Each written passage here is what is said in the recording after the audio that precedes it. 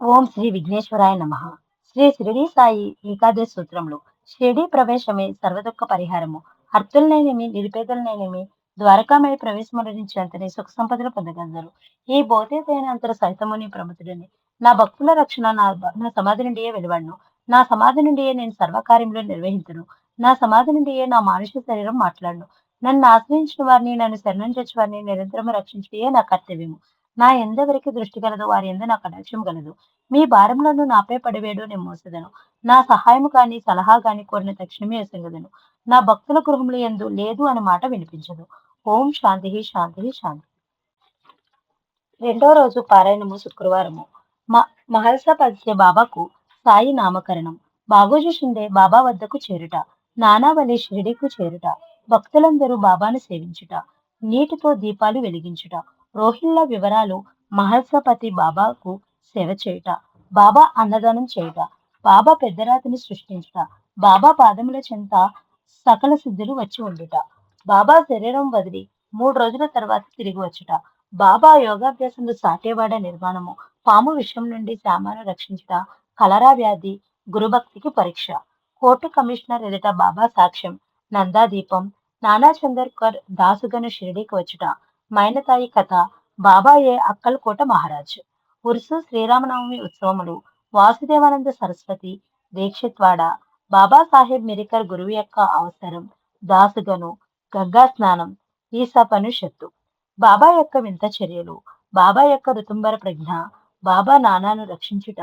మనోనిగ్రహం గురించి నానాకు బోధించుట. బాబాకు పంచభూతములపై స్వాధీనము. బ్రహ్మ. ఏడవ రోజు పారాయణము శుక్రవారము. 5వ అధ్యాయము. ఏ విధమైన ఇబ్బందులు లేకుండా హాయిగా సుఖంగా పెళ్లి బృందం షిరిడీకి చేరుకున్నది. ఏ ఒక్కరిలోనూ ప్రయాణపు అలసట గాని మరే విధమైన కష్టం గాని లేదు. ఆ పకీరును ముందుగా కూర్చోబెట్టినందువల్లనే ఆ ప్రయాణం నిర్విఘ్నంగా నిరాటంకంగా జయప్రదంగా జరిగిందని చాంది పాటిల్ గట్టిగా నమ్మాడు. ఊరికి వెలుపల ఉన్న ఖండోబా అంటే శివుడి మందిరాన్ని ఆనుకుని ఉన్న పెద్ద మర్రిచెట్టు తోపులో బళ్లను ఆపగానే ఆనందంతో అందరూ బళ్ళు దిగి చకచకా ఉయ్యాలవారి విడిదికి ఇంటికి పరుగులు తీశారు. ఏదో లోకంలో విహరిస్తున్నట్లుగా ఉన్న ఆ బాలపకీరు మాత్రం అందరూ వెళ్ళిపోయిన తర్వాత బండి నుండి దిగి ధీర గంభీరంగా అడుగులు వేసుకుంటూ భూగోళపు అంచులను తాకుతున్నాయా అన్నట్లుగా చూపులను అనంత దూరాలకు కేంద్రీకరించి దివ్య తేజస్తో ముందుకు సాగుతున్నాడు. ఆ యువ ఫకీర్ను చూసిన మహల్సాపతికి ఆయన సాక్షాత్తు దైవ స్వరూపుడే అనే భావన స్ఫురించింది. మహల్సాపతి ఎక్కువగా కబీరు, దోహా పద్యాలను చదువుతూ ఉండేవాడు. కబీరు భగవంతుడిని సాయి అని సంబోధించాడు తన సాహిత్యంలో. అందువల్ల మహల్సాపతి ఆ ఫకీర్ని చూడగానే తనకు తెలియకుండానే తాను పూజారిగా ఉంటున్న ఖండోబా మందిరం నుంచి బయటకు వచ్చి అప్రయత్నంగానే 2 చేతులను చాచి దయచేయము సాయి అని సాదరంగా ఆహ్వానించాడు. ఈ విధంగా యువకుడైన ఆ ఫకీర్ను మహల్సాపతి చేత మొదటిసారిగా సాయి అనే పేరు పెట్టబడింది. ఆ తర్వాత సాయిబాబాగా వారి ప్రసిద్ధి చెందారు. బాబా అంటే తండ్రి అని అర్థం. సాయి లోగడ తాను కొన్ని రోజులు ఉన్న ఊరి వెలుపల గల వేప చెట్టు దగ్గరికే మళ్ళీ వెళ్లారు. ఆ వేప చెట్టు క్రింద ఉన్న గురజన్ ద్వారకామయి వెంకోసాల దివ్యశక్తులు సాయిదేవులతో ఒక్కసారిగా సంభాషించాయి. అవి భాషకందని మాటలు. ఆ స్థితిలోని వారికి అవి అర్థమవుతాయి. సామాన్యులకు అవి వినిపించవు. ఈ విధంగా రెండవసారి షిర్డీకి 1858లో సాయి చేరుకున్నారు. అప్పటి నుంచి సుమారు 2 సంవత్సరములు సాయి ప్రతిరోజు 5 ఇళ్ల వద్ద భిక్ష తీసుకొనుచు ఆ వేప చెట్టు క్రింద ఉన్నారు. ప్రగతి వేళల్లో అప్పుడప్పుడు దగ్గరలో గల అడవి ప్రాంతానికి వెళ్లి ఏకాంతంగా ఉంటూ ఉండేవారు. ఒక్కొక్కసారి 4, 5 రోజుల పైగా అడవిలోనే ఆహారం గాని, చివరకు నీళ్లు కూడా దొరకని ప్రాంతంలో ఉండేవారు. దేవిదాస్, జానకిదాస్ అనే ఏ స్వా సాత్వికులైన భక్తులు సాయిబాబాను ఒక గొప్ప శక్తిగల వాడిని గుర్తించి తరచూ ఆయనతో సంభాషిస్తూ ఉండేవారు. మహల్సాపతి కూడా అప్పుడప్పుడు వచ్చి బాబా దగ్గర వేప చెట్టు వద్ద కొంతసేపు కూర్చుని వెళ్ళేవాడు. గ్రామస్తులు చాలా మంది లోగడ కొన్నాళ్లు ఆ షిరిడి గ్రామంలో ఉండి అనేక మందికి వ్యాధులను నయం చేసి యోగిగా ఆయన్ను గుర్తించడం వల్ల తిరిగి ఆయన నుంచి రోగాలకు మూలికలు, ఆకులు, పసరులను మందులుగా పొంది రోగ విముక్తి పొందుతూ ఉండేవారు. ఆయనకు గొప్ప వైద్యుడనే పేరు వచ్చింది. అదే విధంగా ఆయన గొప్ప ఆధ్యాత్మిక శక్తులు గల మహాపురుషునిగా గుర్తించారు. అందువలన క్రమంగా ఆయన యందు కొందరు ఆకర్షితులయ్యారు. అలా దగ్గర కాబడిన భక్తుల్లో కొందరు సాయి నివాసాన్ని వేప చెట్టు కింద నుంచి పక్కనే గల పాడుపడి శిథిలావస్థలో ఉన్న మసీదులోనికి మార్చే ప్రయత్నం చేశారు. భక్తుల కోరిక కాదనలేక సాయి వారి కోరిక ప్రకారం పాడుపడిన మసీదులోనికి తన నివాసం మారుస్తారు. ఆ తర్వాత భక్తులు క్రమక్రమంగా దాన్ని బాగు చేసి పైకప్పు కూడా వేస్తారు. ఇలా సుమారు 1860లో ఆ మసీదు సాధారణ నివాసయోగ్యంగా తయారవుతుంది. సాధారణంగా ప్రతిరోజు సాయి భిక్షకు వెళ్లే 5 ఇళ్ళు: 1 గణపతిరావు కుమారుడు తాత్యా పాటే, 2 వామన్ సకారం, 3 నందు సావాయి రామవని, 4 మాధవరావు దేశపాండే అంటే శ్యామ, 5 అప్పాజీ పాటే. మసీదు ముందు గోడను ఆనుకుని చిన్న ప్రాథమిక పాఠశాల ఉండేది. అందులో మాస్టారుగా పనిచేసేవాడు శ్యామ. అందువలన అతడు సాయికి దగ్గరవుతూ వచ్చాడు. మహల్సాపతి కూడా తరచుగా సాయి దగ్గరికి వచ్చి రాత్రి చాలా ప్రొద్దుపోయే వరకు అప్పుడప్పుడు ఏవో విషయాలను చర్చిస్తూ ఉండేవాడు. అది చూసిన శ్యామ కూడా వారితో జతకలిసేవాడు. గణపతిరావు కోటే భార్య బాయిజాబాయికి అతని కుమారుడు తాత్యాకి సాయి మధ్య ఎనలేని ప్రేమ, గౌరవాలు ఏర్పడ్డాయి. ప్రతిరోజు సాయి తమ ఇంటికి వచ్చి భిక్ష తీసుకొనిదే వాళ్ళు భోజనం చేసేవాళ్ళు కాదు. గ్రామ మున్సిపు బాటేకు మాత్రం ఫకీరు బాలుడైన సాయి ఒక మోసగాడని, తన కష్టపడి పని చేయకపోవడమే కాకుండా ఇతరుల కాలాన్ని కూడా దుర్వినియోగం చేస్తూ అనవసరపు ఉపన్యాసాలు ఇస్తూ ఉంటాడనే అపోహ ఉండేది. అదే విషయాన్ని బాహాటంగా అంటూ విమర్శిస్తూ ఉండేవారు. 1861 సంవత్సరంలో వర్షాకాలంలో భయంకరమైన తుఫాను ప్రారంభమైంది.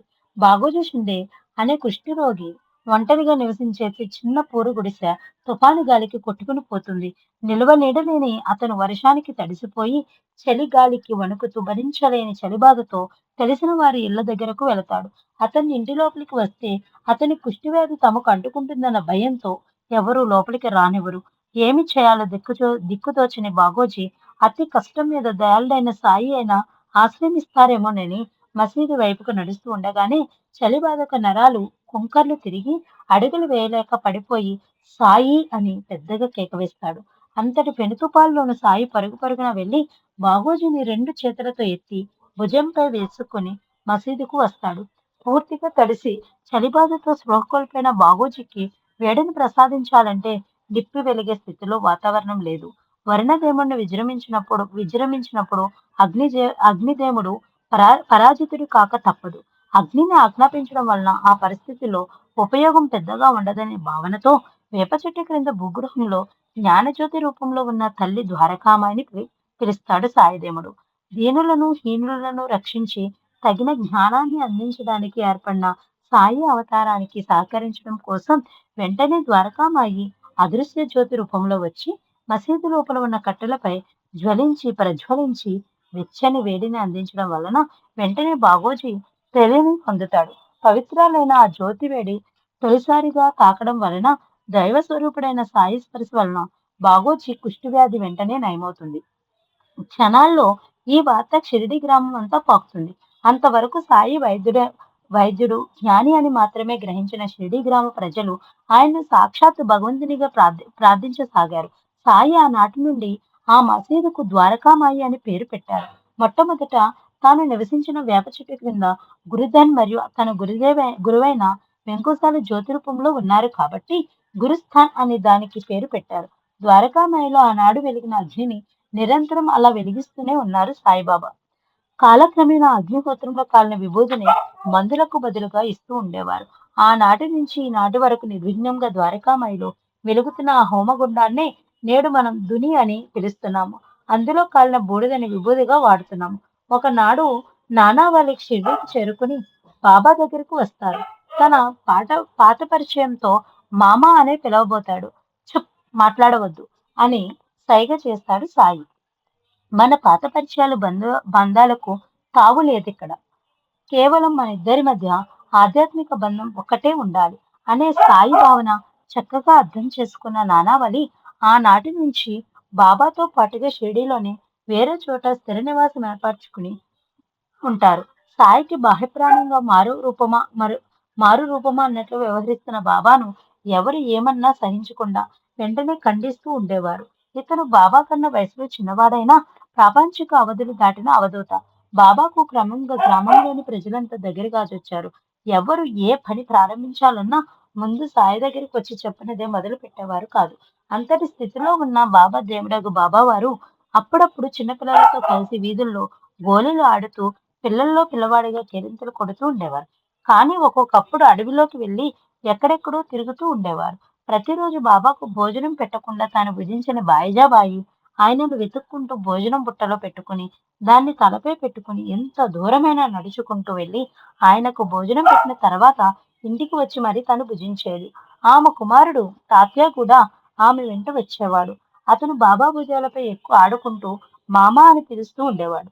ఆ బాలునిపై బాబా కూడా ఎంతో ప్రేమానురాగాలు కురిపించేవారు. సాయిబాబా వలన షిరిడీ గ్రామం ప్రసిద్ధి చెందినది. ఆయన సంసార బంధాలను జయించారు. జ్ఞానమూర్తి, ఉదార స్వభావం కలవారు. నశించే వస్తువులపై ప్రేమ లేనివారు. ఎప్పుడు ఆత్మాలోకంలో ఉండేవారు. వారి మనసు అద్దమం వలె స్వచ్ఛమైనది. ఆశాపాశాలకు లొంగనివారు. మానవమానాలకు లెక్కించని వాడు. గొప్ప బీద అనే తేడాలు లేనివాడు. ఒకే చోట నివసిస్తూ ఉన్న దూర ప్రాంతాల్లో ఎక్కడ ఏమి జరుగుతున్నది అని ఆయనను తెలుసు ఆయనకు తెలుసు. సమస్త సిద్ధులు ఆయన పాదాల చెంత ఉన్న ఏనాడు ఆ శక్తులను ఉపయోగించని వారు. ఇలాంటి మహాశక్తివంతుడు, మహాన్వితుడైన సాయి స్పర్శ సంసార బంధంలో నుంచి విముక్తిని కలిగించి ఆత్మ సాక్షాత్కారాన్ని కలిగించగలదు. వారి పాదోదకము పాపములను నశింపచేసి పవిత్రపరచగల శక్తి కలది. వారి ఊది విభూది సర్వరోగ నివారిణి, శుభప్రదాయిని. వారి ఆజ్ఞ వేదవాక్కు. వారు అలసటను గాని, నిరుత్సాహాన్ని గాని, అమిత ఆనందాన్ని గాని ఎవ్వరు ఎరుగని సచ్చిదానంద స్వరూపుడు. సాయి యొక్క నిజస్థితిని త్వరలోనే అందరూ గ్రహించారు. ఆ తొలి రోజుల్లోనే వీరు అనాథల కొరకు, దీనుల కొరకు వెలిసిన కారుణ్యమూర్తి అని విట్లని వృద్ధ భక్తుడైన గౌనీ బువ్వ అన్న తన అభిప్రాయాన్ని చెప్తాడు.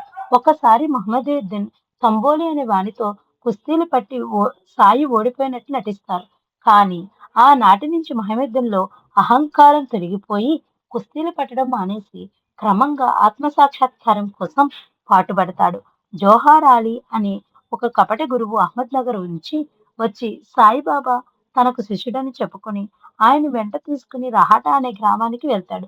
బాబా ఏ విధమైన అడ్డంకు చెప్పకుండా ఆయన వెంట శిష్యుడిగానే వెళ్లి సుమారు 6 నెలల కాలం శిష్యులనే సేవ చేస్తారు. అతనిలో ఎన్ని లోపాలున్న వాటిని ఎత్తి చూపకుండా ఆదర్శ శిష్యునిగా ఎలా ప్రవర్తించాలో అక్కడి వారందరికీ ఆచరించి చూపించారు బాబా. ఆ తర్వాత షిరిడీ గ్రామస్తులు ఆ కపట గురువు గుట్టు రట్టు చేసి సాయిని తిరిగి షిరిడీకి తీసుకువస్తారు. దేవుడగు బాబా ప్రేమను కొంతకాలం అనుభవించి ఆ తర్వాత కొంతకాలం వరకు దూరంగా రావటాలు ఉన్నప్పుడు ఆ ప్రేమ అందని లోటును షిరిడీ ప్రజలు తెలుసుకున్నారు. సాయి మాతృస్వరూపుడని, ప్రేమపూరితమైన వారి మాటలే తమకు అమృత మూల్యమని ఆ గ్రామ ప్రజలు గ్రహించగలిగారు.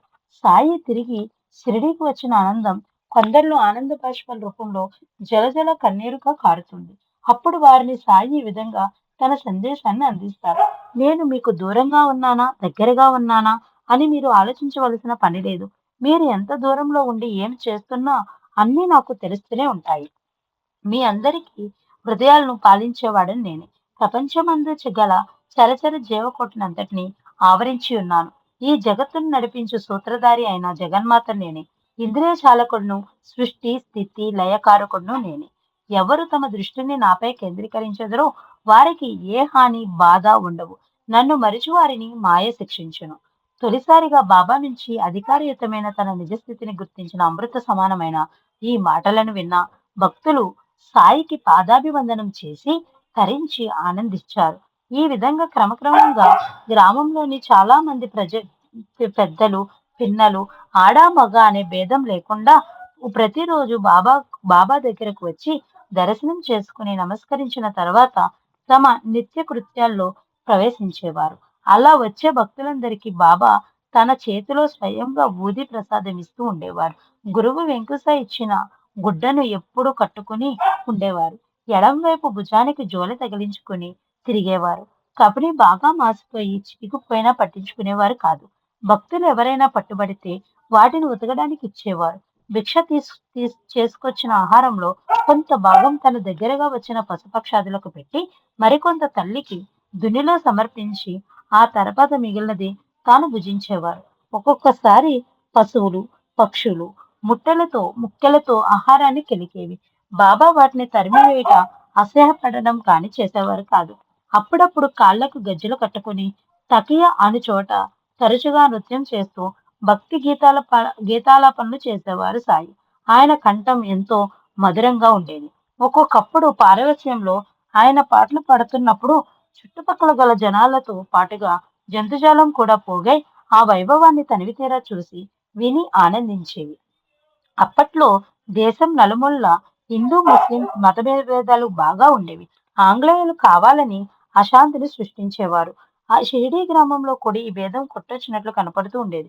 ఆనాటి దేశకాల పరిస్థితులను బట్టి తన జన్మ వృత్తాంతం గాని, తల్లిదండ్రుల వివరాలు గాని సాయి ఎవరికీ తెలియచేయలేదు. ముస్లిం మసీదుకు ద్వారకామాయి అని పేరు పెట్టారు. స్వయంగా వారి వేషం ముస్లిం ఫకీర్ను పోలి ఉండేది. మసీదులో హిందువులకు పవిత్రమైన అగ్నిహోత్రాన్ని నిరంతరం వెలిగిస్తూ ఉండేవారు. మసీదు ముందు భాగంలో ఎడం వైపుగా తులసి కోటను పెట్టించారు.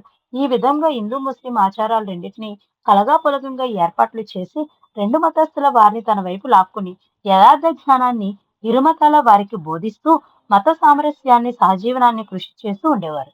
క్రమంగా సాయిబాబా పేరు షిరిడి పరిసరాలను దాటి బొంబాయి లాంటి దూర ప్రాంతాల వరకు వ్యాపించడం ప్రారంభమైంది. డాక్టర్లకు అసాధ్యమైన జబ్బులు సాయిదేవుని విభూతితో నయమవుతూ ఉండేవి. వారి పాదతీర్థం అమృత మూల్యమైన సంజీవనిలా పనిచేసేది. అసాధ్యమైన పనులు కూడా సాయిబాబాకు మొక్కి తిరిగి ఇంటికి వెళ్లే లోపుగానే పూర్తి అవుతూ ఉండేవి.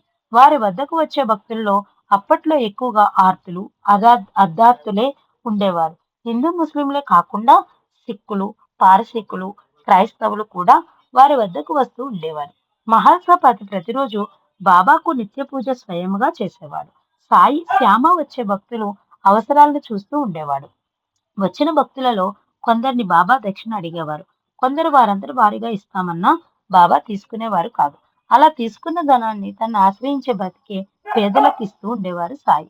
గ్రామ మునుసు బాటాకు బాబా చేసి ఈ అనవసర అట్టహాసాలు వ్యర్థమైనవి, ఏవో కనికట్టు లాంటి క్షుద్ర విద్యలతో ఈ పనులు చేస్తున్నాడనే భావన మనసులో బాగా పాతుకుపోతుంది. బాబా చేసే పనుల్లో ఏదో లోపం చూపించి అసమర్థుడని భక్తులందరికీ నిరూపించాలనే ప్రయత్నంలో ఉంటాడు. సాయి దేవునికి దీపాలు వెలిగించడం అంటే చాలా ఇష్టం. గ్రామంలో గల దుకాణదారుల నుంచి నూనెని యాచించి దానితో ప్రతిరోజు మసీదులో రాత్రిపూట దీపాలను వెలిగిస్తూ ఉంటాడు. కాబట్టి దుకాణదారులు కట్టడి చేసి నూనెని ఇవ్వకుండా చేసి మసీదులో దీపాలు వెలగకుండా చేస్తే బాబా యొక్క అసమర్థత అందరికీ తెలిసిపోతుందని ఆలోచన చేసి తన శక్తియుక్తులను ఉపయోగించి ఒక రోజున ఎవరు ఆయనకు నూనె ఇవ్వకుండా చేస్తాడు. సాయి కలత చెందకుండా తిరిగి మసీదుకు వచ్చి బాగోజీతో మంచినీటిని తెప్పించి దాన్ని త్రాగుతారు. అలా త్రాగిన నీటిని తిరిగి లోటాలోకి వాంతి చేసుకుని కక్కుతారు. కడుపులో నుంచి వచ్చి కడుపులో నుంచి తిరిగి వచ్చేటప్పుడు నీరు నూనెగా మారిపోతుంది. ఆ నీటితో బాగోజీ దీపాలు వెలిగించగా తెల్లవార్లు మసీదులో దీపాలు వెలగడం చూసి నూనెని ఇవ్వడానికి నిరాకరించిన వారంతా పరిగెత్తుకు వచ్చి బాబా పాదాలపై పడి క్షమాపణ కోరతారు. భక్తులు తమ ప్రేమ కొద్ది దేవుడగు బాబాకు ప్రతిరోజు పాద పూజ చేస్తూ కుంకుమ పెట్టి చందనం పూస్తూ మంగళహారతులు ఇస్తూ ఉండేవారు. బాబాకు వీటి అందు ఆసక్తి లేకపోయినా భక్తుల ప్రేమను కాదనలేక ఊరుకునేవారు. రోహిల్లా అనే ఒక ముస్లిం భక్తుడు మత చాదస్తంతో మసీదులో మహమ్మదీయ ఆచారాల విరుద్ధంగా గంట కొట్టడం, హారతి ఇవ్వడం చేస్తున్నారు. చేసేది భక్తులైనా దీనికి మూలకారకుడు సాయిబాబాయే కాబట్టి అతన్ని అంతం చేయాలన్న ఆలోచనతో ఒకనాడు రాత్రిపూట బాబా మసీదు బయట తిరిగే సమయం చూచి కర్రతో తలపై కొట్టి చంపాలనే ఉద్దేశంతో పొంచి ఉంటాడు. సాయి బయటకు వచ్చినప్పుడు వెనక నుంచి తలపై కొట్టబోయే సమయంలో బాబా వెనక్కి తిరిగి తన కళ్ళను పెద్దవి చేసి దృష్టిని అతనిపై కేంద్రీకరిస్తారు. రెండు కళ్ళల్లో నుంచి బలమైన రెండు వెలుగు కిరణాలు వెలువడి రోహిల్లా రెండు చేతులను తాగుతాయి. అతనిలో జీవసత్వాలు కృంగిపోతాయి. చేతుల్లో నుంచి కర్ర కింద పడిపోతుంది. వెంటనే సాయి ప్రసన్నుడై తన చేతిని ఎత్తి అభయహస్తం చూపగా అందులో మక్కా మదీనాలు పవిత్ర ఖురాను గ్రంథం కనిపిస్తాయి. అప్పుడు రోహిల్లా యా అల్లా అంటూ బాబా పాదాలపై పడతాడు. హిందూ మహమ్మదీయ మతముల మధ్య స్నేహభావన పెంచడానికి బాబా చాలా ప్రయత్నించాడు. బాబా బోధనల సారాంశం హిందువుల దేవుడైన రాముడు, మహమ్మదీయ దేవుడైన రహీం ఇద్దరూ ఒక్కరే. వారిద్దరికీ భేదం లేదు.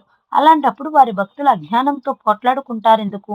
అన్ని మతాలు, జాతుల వారు సోదర భావంతో కలిసిమెలిసి ఉండి జాతీయ సమైక్యత సాధించాలి. వివాదములు, ఘర్షణలు, అల్లర్ల వల్ల ప్రయోజనం ఉండదు.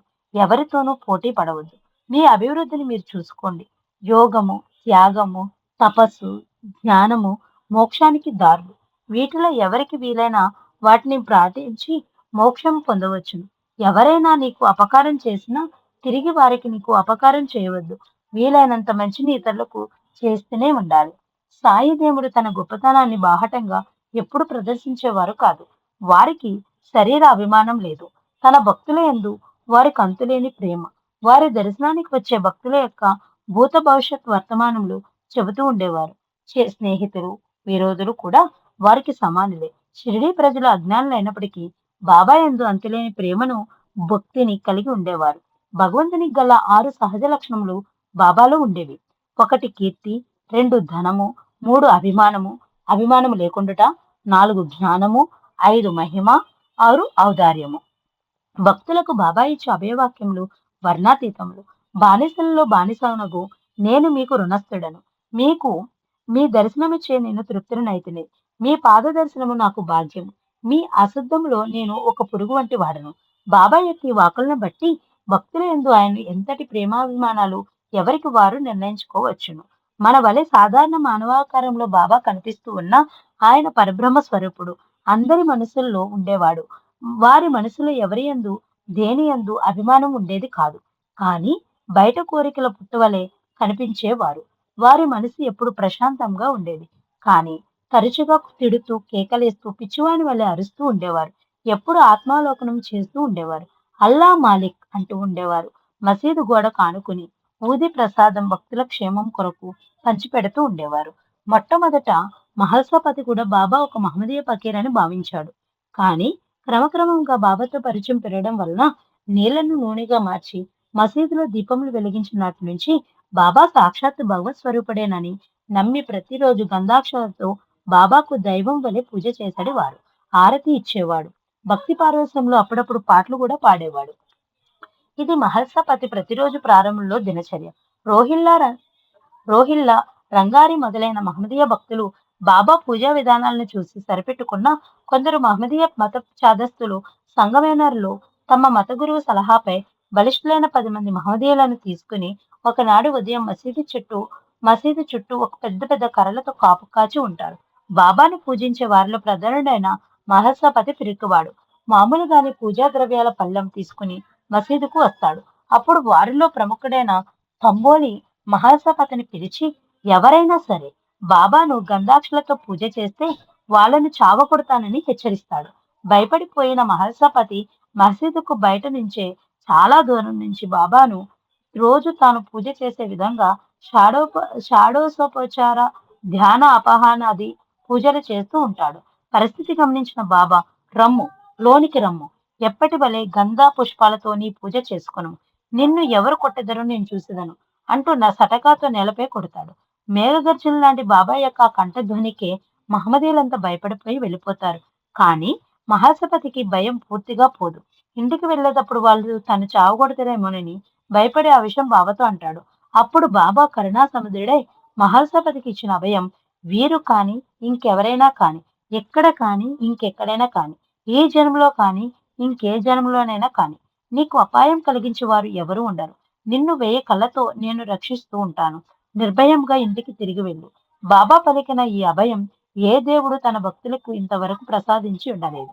దయామయుడైన సాయి దేవుడు ఆనాడు మహల్సపతికి ఇచ్చిన అభయం ఈనాడు భక్తి శ్రద్ధలతో దీన్ని పారాయణ చేయ భక్తులందరికీ లభించుగాక. భక్తి శ్రద్ధలతో ఈ అధ్యాయాన్ని పారాయణ చేసిన వారికి విరోధులు కూడా ఆప్తమిత్రులుగా మారుగాక. వారికి గల ఇతి బాధలు తొలగి శాంతి, సౌఖ్యములు సాయి పేరును లభించుగాక. ఓం శాంతి శాంతి శాంతి. 5వ అధ్యాయం సంపూర్ణం.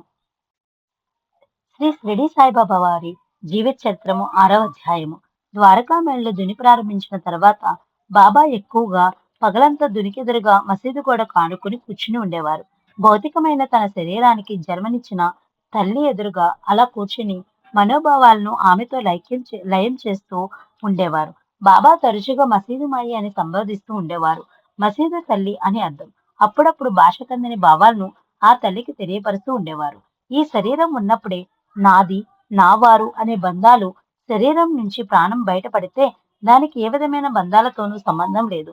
యోగులకు, త్యాగులకు, మముక్షులకు అలాంటి స్థితిలో దేని మీద ఆశ లేక, కోరిక లేక నిశ్చలమైన ఆత్మానంద స్థితి కలుగుతుందంట. సాధారణ మానవులు ప్రాపంచిక వ్యవహారాలు, ఆశాపాశాల నుంచి బయటపడలేక పునర్జన్మను ఆశిస్తారట. అలా జన్మించడం పునర్జన్మ ప్రపంచం మీద, శరీరం మీద కోరికలు, ఆశలు నశిస్తే ఆ ప్రాణం మళ్ళీ భూమి మీదకు రావాలని అనుకోదు. అదే మోక్ష ముక్తి. అత్యంత వైరాగ్య భావాలతో మముక్షులైన గురుధన్, ద్వారకామాయి, వెంకుసాలు జ్యోతి రూపాల్లో షిరిడీలో ఉన్నది కేవలం లోక కళ్యాణానికి గాని వారి కోసం కాదు. అలాంటి స్థితిలో తల్లి, కొడుకు అనే భావన ఉండదు. అందరూ సమానులే. అలాంటి సమాన స్థితిలో ఇప్పుడు వారు అందరూ షిరిడీలో ఉన్నారు. సాయి శరీరంతో కనిపిస్తున్నారు. వారి శరీరంతో కనిపించడం లేదు. అంతే తేడా. ఉదయం మహల్సాపతి మొదలైన భక్తులు పూజాది కార్యక్రమాలను ముగించుకోగానే ద్వారకామాయలో దుని ఎదురుగా కూర్చుని ఆత్మాలోకనం చేస్తున్నట్టుగా ఉండేవారు. సాయి దేవుడు అలా చాలాసేపు నిశ్చలంగా కూర్చున్న తర్వాత మధ్యాహ్నం 12 గంటలకు భిక్ష కోసం ఊరిలోనికి వెళ్ళేవారు.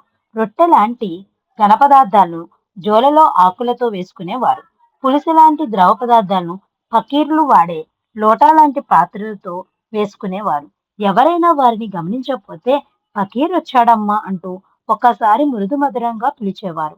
ఆయన కళ్ళల్లో కళ్ళు కలిపి భిక్ష వేస్తున్నప్పుడు ఎవరైనా చూస్తే ఆ చూపులోని ప్రేమ కోసం, అప్పుడు కలిగే ఆనందం కోసం ఎన్ని జన్మలైనా ఎదురు చూడాలనిపించేదట. అలాంటి అనుభూతులు సాయి శక్తిని గ్రహించిన వారికి మాత్రమే కలుగుతూ ఉండేవి. సాయితో దర్శన, స్పర్శన, సంభాషణ చేయకుండా దూరం నుంచి విమర్శిస్తూ ఉండే బాటే లాంటి వారు చాలా కొద్ది మంది సాయిని ఆనాడు కూడా పరోక్షంగా విమర్శిస్తూ, దూషిస్తూ ఉండేవారు. మానవమానాలను సమంగా భావించే బాబా ఆ విషయాలను పట్టించుకునేవారు కాదు. మధ్యాహ్నం సమయంలో కొంచెం సేపు విశ్రాంతి తీసుకునేవారు.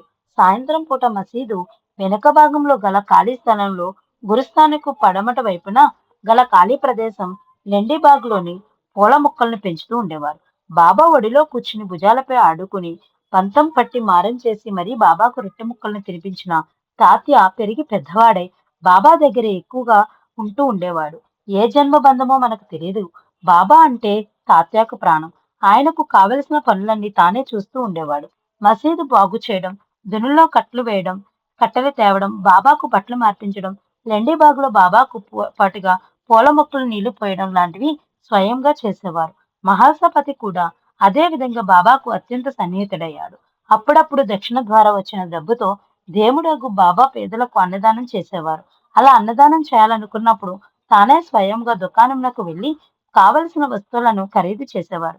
బాబా సాధారణంగా తాత్య ఆ వస్తువులను మసీదుకు తేవడంలోనూ, వంటలోనూ, పేదలకు వడ్డించడంలోనూ కూడా సహాయపడేవాడు. వండుతున్నప్పుడు ఉప్పు, కారం సరిగ్గా పడినది లేనిది, పదార్థాలు ఉడికినది లేనిది స్వయంగా చూసేవారు సాయి. ఒక్కొక్కప్పుడు మాంసాహారాన్ని కూడా వండి పెట్టేవారు. పొగలు కక్కుతూ సలసలా కాగుతున్న పెద్ద పాత్రలో తన చేతిని పెట్టి లోపల ఉడుకుతున్న పదార్థాలను కలియ తిప్పేవారు. అలాంటప్పుడు వారి చెయ్యి కాలడం గాని, కనీసం కందినట్లుగా కూడా ఉండేది కాదు. ఒకనాడు అలా బాబా స్వయంగా వడ్డించి చాలా మందికి అన్నదానం చేశారు. 2-3 సార్లు వండవలసి వచ్చింది. ఉదయం ప్రారంభించిన కార్యక్రమం సూర్యాస్తమయ సమయం వరకు జరుగుతూనే ఉన్నది. వందల కొద్ది పేదలు కడుపారా భుజించి సంతృప్తి చెందారు. ఆ రోజు ఎందువలనో తాత్య మసీదుకు పగలంతా రాలేకపోయాడు. బాబా ఒక్కరే ఈ పని చూసుకోవలసి వచ్చింది. తాత్య సాయంత్రం వచ్చి విషయం తెలుసుకున్నాడు. బాబా ఇంత కష్టపడుతూ ఉండగా తాను రానందుకు, ఆ పనిని తాను చేసి సాయి దేవునికి సహాయపడినందుకు తనను తాను నిందించుకున్నాడు. బాబా కవలికలు అలిసినట్లుగా తాత్య కనిపించాయి. తాత్య ఆదుర్దాపడ్డాడు, ఆందోళన చెందాడు. ఇంతలో మహల్సాపతి వచ్చాడు. బాబా బాగా అలసిపోయాడు. వారిని వెంటనే విశ్రాంతి లభించాలి. మనం ఏమి చేస్తే బాగుంటుందని సలహా అడిగాడు మహల్సాపతిని. ఇంత అలసిపోయిన బాబా వెళ్లి మళ్ళీ దుని దగ్గరే ఆ వేడిలో కూర్చుంటాడు. మనం ఒక చక్కని రాతిని బాబా కూర్చునేందుకు వీలుగా మసీదు ముందు ఆరుబయట వెన్నెలలో వేసి ఉంచితే చల్లని గాలిలో బాబా సేదదీరి శారీరకంగా విశ్రాంతి పొందుతాడు అని చెబుతాడు. అప్పటికి భోజనాది కార్యక్రమాలు పూర్తి అయ్యి అంతా సద్మణుగుతుంది. రాత్రి తొలిజాము పూర్తి అవుతూ ఉంటుంది. వెంటనే దగ్గరలో ఉన్న పర్వత ప్రాంతానికి వెళ్లి రాతిని తీసుకురావాలని తాత్య ప్రయత్నిస్తాడు. పక్కనే ఉండి వారి సంభాషణ వింటున్న బాబా వద్దని వారిస్తారు. తాత్య వినడు. ఉదయం మసీదుకు రానందుకు, బాబా యొక్క పనిని పంచుకుని చేయనందుకు శిక్షగా ఈ పనిని ఇప్పుడే తాను చేయాలని పట్టుబడతాడు. బాబాతో పాటు మహల్సాపతి కూడా వారించాలని ప్రయత్నిస్తాడు. ఉదయాన్నే వెళ్లి రేపు తీసుకురావచ్చునులే అని సముదాయిస్తాడు బాబా. అయినా తాత్య వినడు. నేను సుఖంగా ఆరుబయట కూర్చోడానికి సరిపడే రాయి వస్తుందిలే, నీవు వెళ్ళవద్దు అంటారు బాబా. ఎప్పుడో వస్తుందిలే కాని నా నా అశ్రద్ధకు పరిహారంగా నేను ఇప్పుడే తీసుకురావాలి అని అంటాడు తాత్య. ఇప్పుడే వస్తుందిలే అంటాడు బాబా. నీవు నా ప్రయత్నాన్ని విరమింప చేస్తున్నావు బాబా. రాయి ఇప్పుడే ఇక్కడికి నేనే స్వయంగా వెళ్లి తేవాలి. ఎవరో తెచ్చి పెడితే నాకేం తృప్తి అని తాత్య తిరిగి వాదిస్తాడు. ఇంకెవరు రాతిని తీసుకురారులే తాత్య, నీవు శాంతించి కూర్చోమని బాబా వారించినా ఊరుకోడు. ఈ క్షణంలోనే రాయి ఇక్కడ ఉండి తీరాలి అంటూ బాబా మాటలు వినకుండా మసీదు బయటకు వెళుతూ ఉంటాడు. అప్పటికే రాత్రి రెండవ జాము ప్రవేశిస్తున్నది. ఆ రాత్రి వేళ తాత్యాన్ని కష్టపడడం ఇష్టం లేని బాబా రెండు చేతులను పైకెత్తి ఏవో సైగలు చేసి ఏవో లోలోపలే మాట్లాడుతాడు.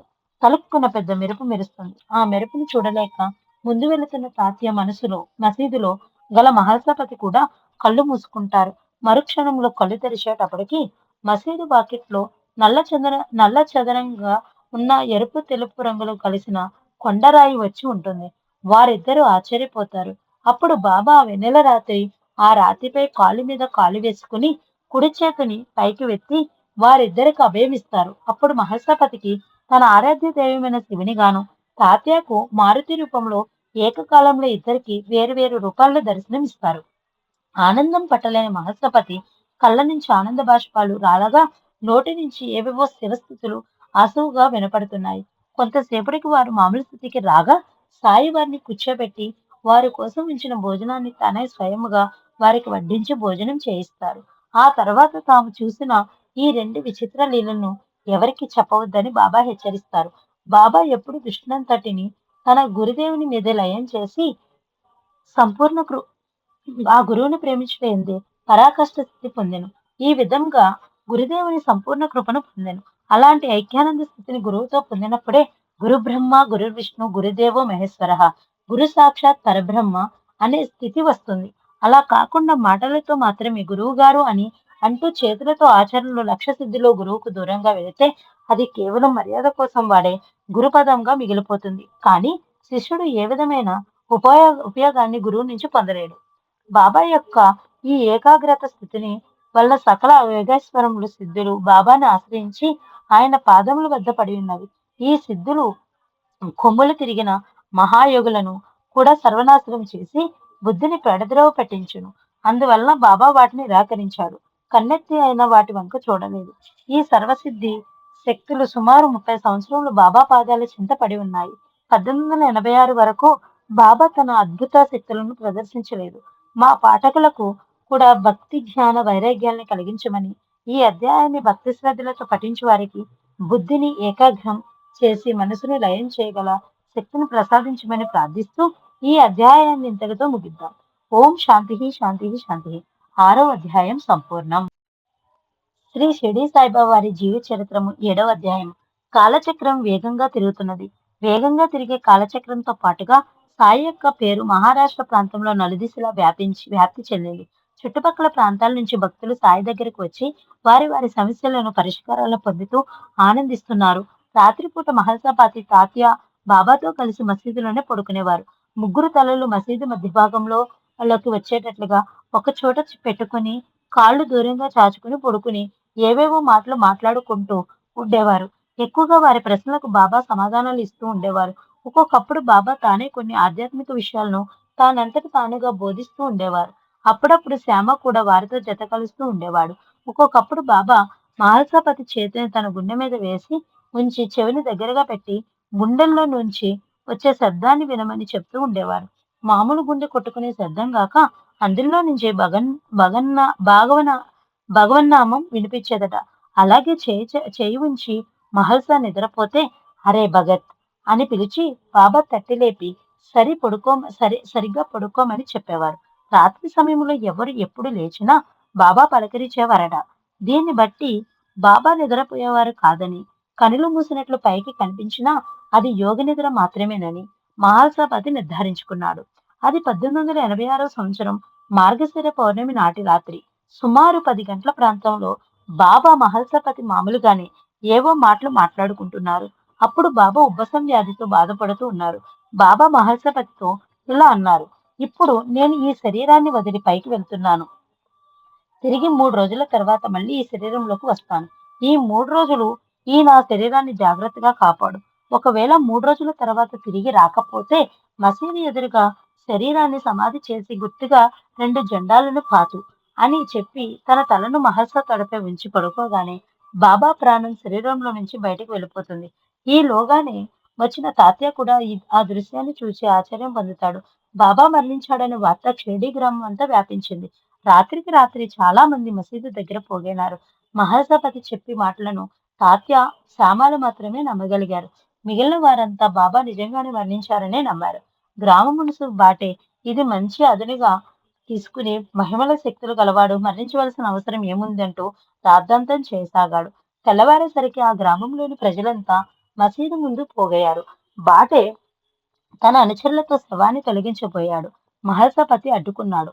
3 రోజుల తర్వాత తిరిగి వస్తానని సాయి చెప్పారు కాబట్టి 3 రోజులు ఆ శరీరాన్ని కదపడానికి వీలు లేదని గట్టిగా పట్టుబట్టాడు. గ్రామస్తుల్లో కొందరు 3 రోజులు చూసిన తర్వాతే శవ సంస్కారం చేయవచ్చునన్న భావనతో ఏకీభవించడంతో బాటి ఏమీ చేయలేకపోయాడు. అయినా చనిపోయిన మనిషి తిరిగి బ్రతకడం అసంభవం అని అతని నమ్మకం. మూర్ఖంగా బాబా తిరిగి బతికి వస్తాడని మహల్సాపతి నమ్ముతున్నాడని డాక్టర్ని పిలిపించి పరీక్ష చేయిస్తే విషయం అందరికీ కూడా తెలుస్తుందని ఆలోచించి 2వ రోజు డాక్టర్ కోసం అహ్మద్ నగర్ పంపుతాడు. 3వ రోజు ఉదయానికి ఆంగ్లేయ డాక్టర్ వచ్చి పరీక్షలు చేసిన తర్వాత నిజానికి 3 రోజుల క్రితమే ఆ మనిషి చనిపోయినాడని, అయితే అప్పటి వరకు కూడా ఆ శరీరానికి శవలక్షణాలు రాలేదని మాత్రం చెప్తాడు. ఏది ఏమైనా చుట్టుపక్కల పేగు వ్యాధి బాగా వ్యాపించి ఉండడం చేత శవాన్ని అలా ఉంచడం మంచిది కాదని హెచ్చరిస్తాడు. ఎలాగూ 3వ రోజు పూర్తి కావస్తుంది కాబట్టి 4వ రోజు ప్రాణం రాకపోతే శవ సంస్కారం చేద్దామనే నిర్ణయానికి గ్రామస్తులంతా వస్తారు. 3వ రోజు గడిచిన తర్వాత తెల్లవారుజామున 4 గంటల ప్రాంతంలో బాబా శరీరంలో ఊపిరి ప్రవేశించి గాలి పీల్చుకోవడం ప్రారంభమవుతుంది. కాళ్ళు చేతులు కదులుతాయి. క్రమంగా కొద్ది నిమిషాల్లోనే సాయి లేచి కూర్చుంటారు. మహర్షి ఆనందాతిరేకంతో శ్రీ సాయినాథికి జై అని పెద్దగా అరుస్తాడు. కునికిపాట్లు పడుతున్న తాత్య, శ్యామాలు కూడా ఉలిక్కిపడి లేస్తారు. వారు కూడా ఆనందాన్ని అణుచుకోలేక శ్రీ సాయినాథ్ మహారాజుకి జై అని పదే పదే బిగ్గరగా జయ జయ ధ్వానాలు చేస్తూ బాబా పాదాల చెంతకు చేరుతారు. ఈ హడావిడిని విన్న ఊళ్ళో వాళ్ళు కూడా చకచక ద్వారకామాయి దగ్గరకు చేరుకుని బాబాకు సాష్టాంగ ప్రణామాలు చేసి బాబాను చూసి విస్మయం చెందుతారు. స్వయంగా తానే పిలిపించిన ఆంగ్లేయ డాక్టరు పరీక్షించి శవము అని తేల్చి బాబా శరీరం తిరిగి తేల్చిన బాబా శరీరం తిరిగి బ్రతికి తిరుగుతూ ఉండడం చూసిన బాటే కూడా బాబా సాక్షాత్తు దైవ స్వరూపుడని నమ్ముతాడు. ఆనాటి నుంచి బాబా ప్రచారకుడిగా మారి తనకు తెలిసిన వారందరినీ కూడా బాబా దగ్గరకు పోయి ఆయనకు మొక్కి జన్మధన్యం చేసుకోండి అని సూచిస్తూ ఉంటాడు. 1886లో జరిగిన ఈ సంఘటన తర్వాత బాబా కూడా అనేక చిత్రాతి చిత్రమైన లీలలను చూపుతూ ఎక్కడెక్కడి నుంచి వచ్చి ఎందరెందరో భక్తులను షిరిడీకి లాగుతూ వారికి అనేక మహిమలను చూపుతూ విశ్వాసం కలిగిస్తూ అనేక విధాలుగా వారిలో పరివర్తన తీసుకొచ్చిన విధానాలు లీలల రూపంలో తెలుసుకుందాము. నిజానికి సాయి చూపిన లీలలు, మహిమలు ఇప్పటి నుంచి అధికంగా ఉన్నాయి. 1890 నుంచి 1918 వరకు 28 సంవత్సరాల పాటు జరిగిన సాయి జీవిత చరిత్రే యథార్థానికి మనకు కావలసిన అవసరమైన చరిత్ర. బాబా బోధలు, లీలలు, మహిమలు ఈ కాలంలోనే జరిగాయి. ఇది సాయి సంకల్పించిన సంపూర్ణ జీవిత చరిత్ర కాబట్టి దీన్ని ఇంతవరకు ఒక కథలాగానే తెలుసుకున్నాము. ఇక ముందు రాబోయే జీవిత చరిత్రను భక్తి శ్రద్ధలతో, నియమ నిష్ఠలతో హృదయానికి హత్తుకుని విషయ జ్ఞానాన్ని సరైన విధంగా బుద్ధి గ్రహించే విధంగా పారాయణను సాగించమని సాయిదేవుణ్ణి ప్రార్థిస్తూ ఈ అధ్యాయాన్ని ఇంతటితో ముగిద్దాం. ఓం శాంతి శాంతి శాంతి. 7వ అధ్యాయం సంపూర్ణం. శ్రీ షిరిడి సాయిబాబా జీవిత చరిత్రము 8వ అధ్యాయము. షిరిడి గ్రామంలోని ప్రజలతో పాటుగా చుట్టుపక్కల దూర ప్రాంతాల్లో గల ప్రజల్లో కూడా బాబా సాక్షాత్తు భగవంతుడనే భక్తి భావన పెరిగింది. 3 రోజులు సమాధి స్థితిలో నుండి తిరిగి బ్రతికి లేచిన తర్వాత అంతకుముందు విమర్శనాత్మకంగా బాబాను చూసేవారు కూడా భక్తులయ్యారు. పిచ్చివాడని రాళ్లు విసిన పోకిరీలు కూడా పుష్పగుచ్చాలతో పూజించడానికి సిద్ధమయ్యారు. సచ్చిదానంద సద్గురు సాయినాథ్ మహారాజ్కి జై అంటూ భక్తులు పార్వస్యంతో జయ జయ ధ్వానాలు చేస్తూ ఉండేవారు. మహల్సపతి బాబాకు ముఖ్య పూజారిలా ఉండేవాడు. శ్యామ కూడా బాబాకు రకరకాలైన సపర్యలు చేస్తూ ఉండేవాడు. కుష్ఠరోగం నయమైన బాబూజీ షిండే జీవితాంతం బాబాకు సేవలు చేస్తూ మసీదులోనే ఉండేవాడు. అందరికంటే బాబాతో సర్వకాల సర్వవ్యవస్థలందు సహచర్యాన్ని గడిపింది బాగోజీ. మొదట కుష్ఠరోగంతో బాధపడిన ఆ తర్వాత సంసార బంధాలతో చిక్కుకోకుండా సాయి సేవకే జీవితాన్ని అంకితం చేసిన ఈ మహనీయుణ్ణి ఏ జన్మలో ఏ పుణ్యం చేసుకున్నాడో మనకేం తెలుసు. బాబా యోగాభ్యాసములు.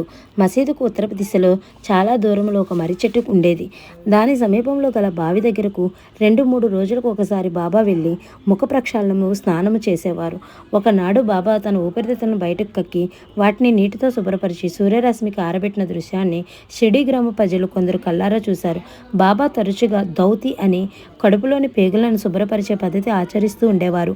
3 అంగుళముల వెడల్పు 22.5 అడుగుల పొడవు గల గుడ్డను మింగి కడుపులో అరగంటకు పైగా ఉంచిన తర్వాత అది కడుపులో పేగులను లోపలికంటూ ప్రవేశిస్తుంది.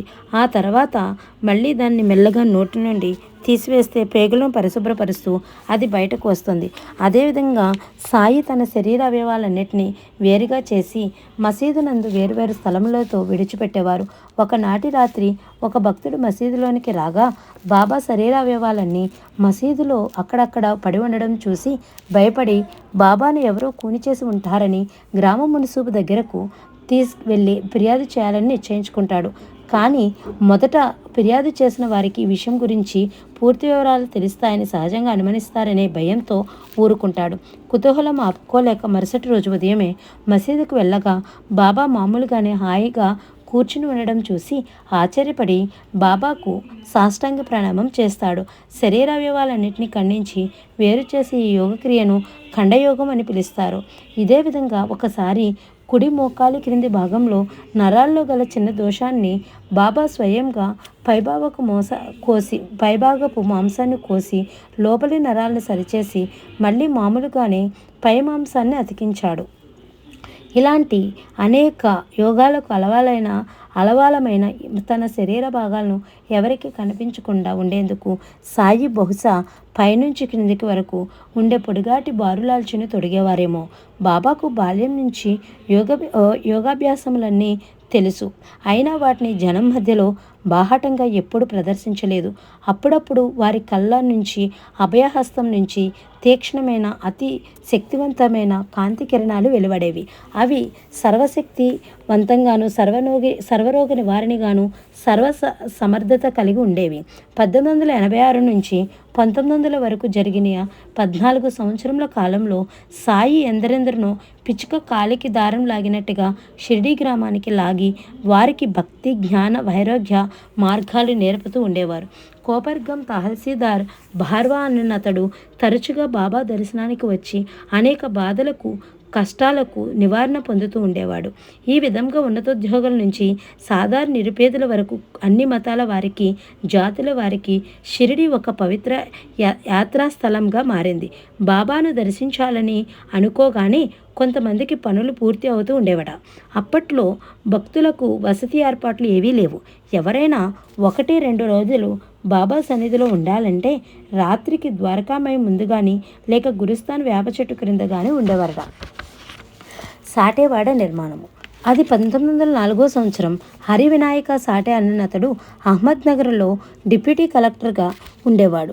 ఆయన ఒకసారి డ్యూటీ మీద కోపర్గాం వచ్చి బాబా పేరు ప్రఖ్యాతులు విని షిరిడీ వెళ్ళి బాబా యందు ఆకర్షితుడవుతాడు. 1906లో మొట్టమొదటిసారిగా గురుస్థాన్ సమీపంలో కొంత స్థలాన్ని కొని తర్వాత భక్తులు ఉండడానికి వీలుగా ఒక వసతి నిర్మిస్తాడు. దీన్ని సాటేవాడ అని పిలుస్తాడు. ఈనాటికి సమాధి మందిరాన్ని గురుస్థానికి మధ్యలో బంగాళ పెంకులతో కప్పబడి కాలగమనంలో కొన్ని మార్పులు సంతరించుకుని ఉన్నది ఈ సాటేవాడ. 1904 నుంచే బాబాకు ద్వారకామాయిలో త్రికాల ఆరతులను భక్తులు ప్రారంభించారు. ఈ ఆరతులను సరిచేసి ఏ పాటలు పాడాలి అనే విషయం నానా చందోర్కర్ నిర్ణయించాడు. మధ్యాహ్నం ఆరతి సమయానికి గ్రామస్తులంతా కూడా మసీదుకు చేరుకునేవారు. ఒక్కొక్కసారి మసీదు భక్తులతో కిక్కిరిసిపోయి ఉండేది. భక్తుల వేల సంఖ్యలో వచ్చినా కూడా అందులోని ప్రతి వ్యక్తి బాధను, అవసరాన్ని బాబా గమనించి అనుగ్రహిస్తూనే ఉండేవారు. షిరిడీకి వచ్చిన ఏ నిజ భక్తుడు వట్టి చేతులతో తిరిగిపోయిన సందర్భం ఉండేది కాదు. సాయి కరుణాసముద్రుడని, ప్రేమకు మారుపేరని, దయాళుడని భక్తులు భావిస్తూ ఉండేవాడు. కొందరు భక్తులు సంశయంతో నన్ను బాబా చూడలేదు, నా బాధ వినలేదు కదా, ఈ నా కష్టం ఎలా తీరుతుంది అనే అనుమానాన్ని మనసులో పొందేవారు. సాయి వెంటనే గ్రహించి అందరూ వినేటట్లుగా, ఓ నా భక్తులారా, మీరు నా మీద ఉంచిన భక్తికి, విశ్వాసానికి ప్రతిఫలం తప్పక లభిస్తుంది. ఈ షిరిడీ గ్రామ ప్రవేశమే సర్వదుఃఖ పరిహారం. ఈ ద్వారకామాయి ప్రాంగణంలో అడుగుపెట్టగానే అత్తులనైనా నిరుపేదలనైనా సుఖ సంపదలు పొందగలరు. ఈ తల్లి కరుణామయురాలు అని చెబుతూ ఉండేవారు. పాము విషం నుంచి శ్యామను రక్షించుట. ఒకసారి శ్యామ గ్రామపు పొలిమేరల్లో తిరుగుచుండగా విషసర్పము కాలి చిటికిన వేలుపై కరిచెను. వెంటనే శరీరంలోకి విషం వ్యాపించడం మొదలయ్యను. శ్యామకు ప్రాణభయం కలిగెను. బాలాసాహెబ్ మొదలగు శ్యామ స్నేహితులు అతన్ని విఠోబా గుడికి తీసుకుని వెళ్ళాలనుకున్నారు. అక్కడ పాము కాట్లు నయమవుతూ ఉండేవి. కానీ శ్యామకు బాబాయే సర్వస్వం కనుక సరాసరి ద్వారకామాయి మసీదుకు వెళ్ళి బాబా పాదాలపై పడాలనే ఆశతో మసీదుకు చేరగానే బాబా కోపెదుడై కల్లెర చేసి తీవ్ర స్వరంతో, ఎక్కవద్దు, ఎక్కినచో ఏమవునో చూడుము అంటూ పొమ్ము దిగిపోమ్ము అని మళ్ళీ గద్దిస్తారు. తన సర్వస్వం బాబాగా భావించి వస్తే బాబా మసీదు మెట్లు ఎక్కవద్దంటున్నాడే అని నిరాశ చెంది శ్యామ దిగులు పడతాడు. కానీ యథార్థానికి ఎక్కవద్దన్నది, దిగిపోమని ఆజ్ఞాపించినది పాము విషాన్ని గాని శ్యామను కాదు. విఠుల్ని గుడికి వెళ్ళమని స్నేహితులు సలహా ఇచ్చినా వినకుండా తన వద్దకే రావాలనే మనోనిశ్చయం శ్యామ చేసినప్పుడే బాబాకు విషయం అర్థమైపోయింది. శ్యామ మసీదులోనికి వచ్చి తనకు పాము కరిచిందని, విషం పైకి ఎక్కుతుందని చెప్పకముందే కాలాన్ని వృధా చేయకుండా విషాన్ని దిగిపోమని బాబా ఆదేశించారు. వేరే మంత్రమే లేక కేవలం వాక్కుతోనే పాము విషాన్ని తొలగించిన తర్వాత మామూలు స్థితికి వచ్చి శ్యామ దగ్గరికి వెళ్ళి కూర్చుని బాబా ఇలా అంటారు, భయపడవద్దు, ఈ దయార్థ ఫకీరు నిన్ను రక్షించి తీరుతాడు. ఇంటికి వెళ్ళి అటు ఇటు తిరగకుండా ఇంటిలోనే ఉండవు, పడుకోవద్దు. బాబా ఈ మాటలు అన్న కొద్ది నిమిషాలకే శ్యామ బాగుపడతాడు. ఈ సంఘటన ద్వారా మనం తెలుసుకోవలసిన ముఖ్య విషయం, బాబా వాక్కు మంత్రయంత్రాల కన్నా శక్తివంతమైనది. ఆయన వాక్కే ఒక మహాయంత్రం. కాబట్టి ఈ సాయి భక్తులు మంత్రాలని, జాతకాలని, ప్రశ్నలని ఎవరి దగ్గరకు పరుగు తీయవలసిన అవసరం లేదు. జాతకాలు చెప్పేవారు రాగల కష్టాలను చెప్పగలరు. కానీ ఈ సాయి ఆశీర్వదిస్తే అలాంటి కష్టాలన్నీ తొలగిపోయి సుఖశాంతులు లభిస్తాయి. కలరా వ్యాధి 1905 సంవత్సరంలో షిరిడీ గ్రామంలో కలరా వ్యాధి వ్యాపించింది. ఇతర ఊళ్ళ వాళ్లతో గ్రామ ప్రజలంతా రాకపోకలు తగ్గించారు. కలరా నిర్మూలించడానికి గ్రామ పెద్దలు 2 నియమములను నిర్ణయించారు. కట్ల బండ్లను గ్రామంలోనికి రానియకూడదు. 2 మేకను గ్రామంలో కొయ్యరాదు. ఈ వట్టి పనికిమాలిన చాదస్తపు నియమాల్ని బాబా తెలుసు. మొదటి నియమం వల్ల గ్రామంలో కట్టెలకు కొరత ఏర్పడింది. బాబా మాత్రం ఆ చట్టాన్ని నిర్లక్ష్యం చేశాడు. ఒకనాడు గ్రామంలోకి కట్టె పుల్లల బండి రాబోతున్నది. అవి అందరికీ ఎంతో అవసరం కూడా. అయినా గ్రామస్తులంతా ఆ బండిని ఆరంభించారు.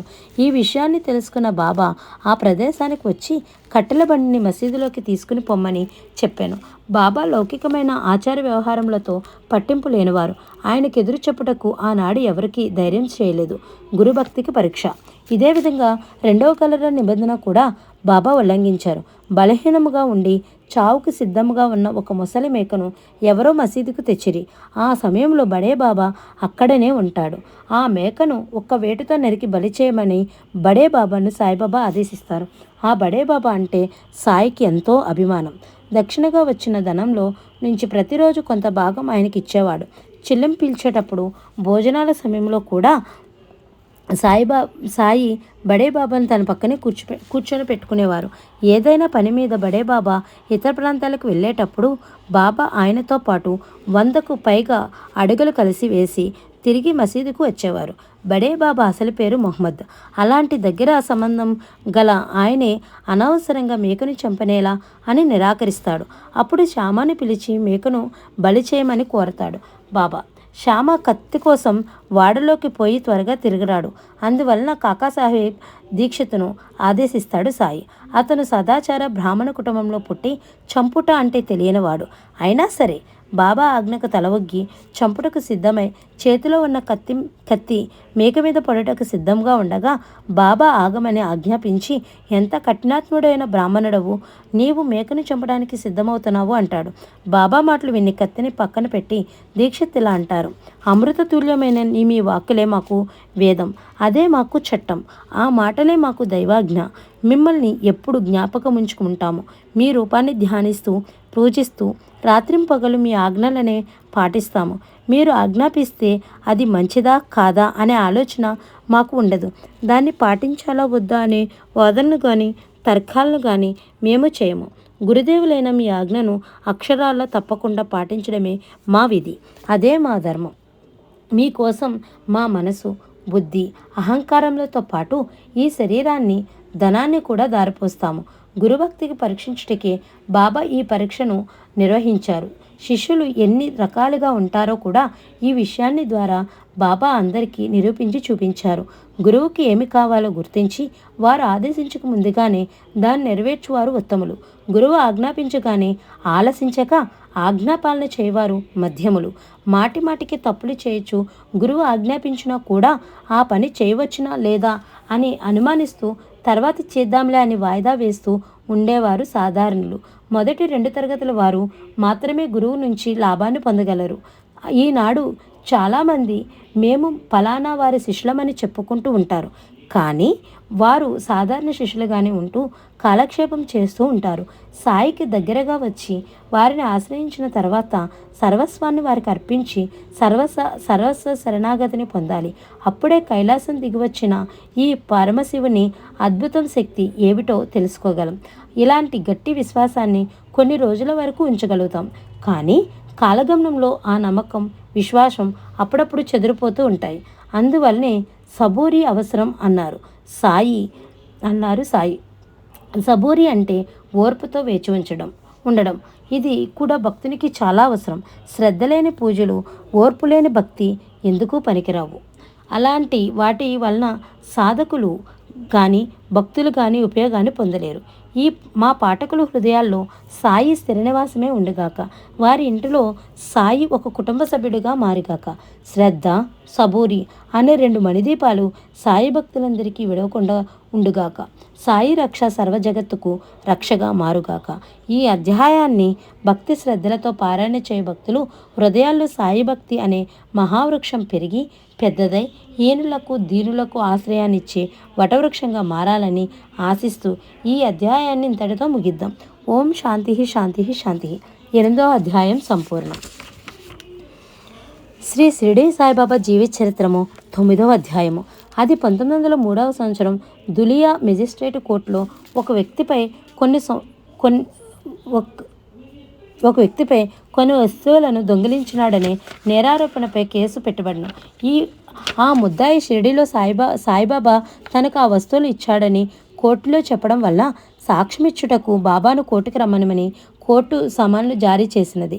నానా చంద్రకర్ సలహాపై భక్తులందరూ ఒక అప్పీలను తయారు చేసి సాయిబాబా గొప్ప మహాత్ముడని, దైవ సమానంగా తామంతా భావిస్తామని, అలాంటి అవతార పురుషుణ్ణి ఒక సామాన్య మనుని వలె కోర్టుకు రప్పించడం అసమంజసమే కాక అనార్థదాయకమని, ఒకవేళ కోర్టు వారికి సాయిబాబా సాక్ష్యమే కావాలనుచో ఒక కమిషనర్ని నియమించి షిరిడీకి పంపి బాబా వారి సాక్ష్యంను పొందవచ్చునని నివేదిక సమర్పిస్తారు.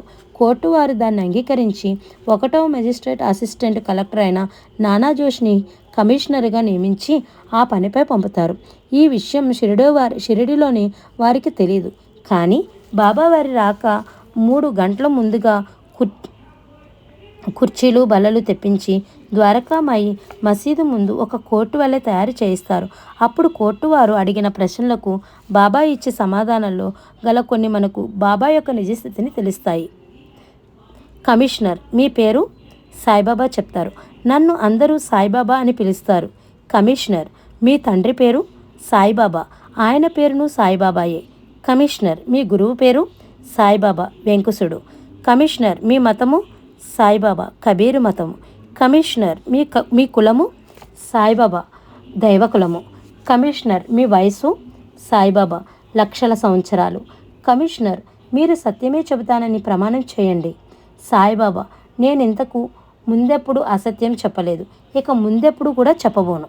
కమిషనర్, ముద్దాయిని మీరెరుగుదురా? సాయిబాబా, నాకు తెలియని వారెవరూ లేరు. కమిషనర్, అతను మీ భక్తుడని మీరు తెలుసునని చెప్తున్నాడు. సాయిబాబా, నేను అందరికీ దగ్గరగా ఉంటాను, అందరూ నావారే. కమిషనర్, ముద్దాయికి ఆ సొమ్ములను మీరిచ్చారా? సాయిబాబా, ఈ ప్రపంచంలో ఎవరికి ఏమి కావాలన్నా నేనే ఇస్తాను. కమిషనర్, మీరు అతనికి ఇచ్చిన వస్తువులపై మీకు ఎలాంటి అధికారం ఉంది? సాయిబాబా, ఈ ప్రపంచంలోని ప్రతి వస్తువు నాదే, నాది కానిదేదీ లేదు. కమిషనర్, ఇది తీవ్రమైన దొంగతనంకు సంబంధించిన నేరము. ముద్దాయి మీరు వస్తువుని ఇచ్చినట్లుగా చెబుతున్నాడు. సాయిబాబా, ఏమిటి అనవసరపు గొడవ? ఈ వ్యవహారంతో నాకే విధమైన సంబంధం లేదు. మొదటి సమాధానములన్నింటికి కమిషనర్ ఆశ్చర్యపడగా, ఆఖరి సమాధానానికి కంగారుపడి ఏ విధంగా ఈ కేసు నిర్ణయించాలో తెలియక కొంతసేపు ఆలోచించి గ్రామ డైరీ ఆధారంగా ఈ ముద్దాయి ఆ గ్రామానికి ఎప్పుడూ రాలేదు.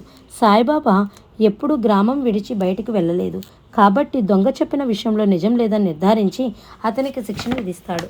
ఈ సాక్ష్యం విషయంలో బాబా పలికిన పలుకులను బట్టి ఈ సృష్టిలో బాబాకు తెలియని ప్రాణి కానీ వస్తువులు కానీ లేవని, సృష్టి అంతటిపై బాబాకు అధికారం కలదని అర్థమవుతున్నది. బాబా ఏ స్థితిలో అసత్యం చెప్పి ఉండలేదనే విషయం అర్థమవుతున్నది. సత్యవాక్పరి పలుపరిన బాబా నుంచి మనం నేర్చుకోగలిగిన ముఖ్య విషయం సత్యమే దేవుడు. రామాయణ గాథల్లో సాధారణ రాజైన రాముణ్ణి దేవుడిగా మార్చినది సత్యవాకే.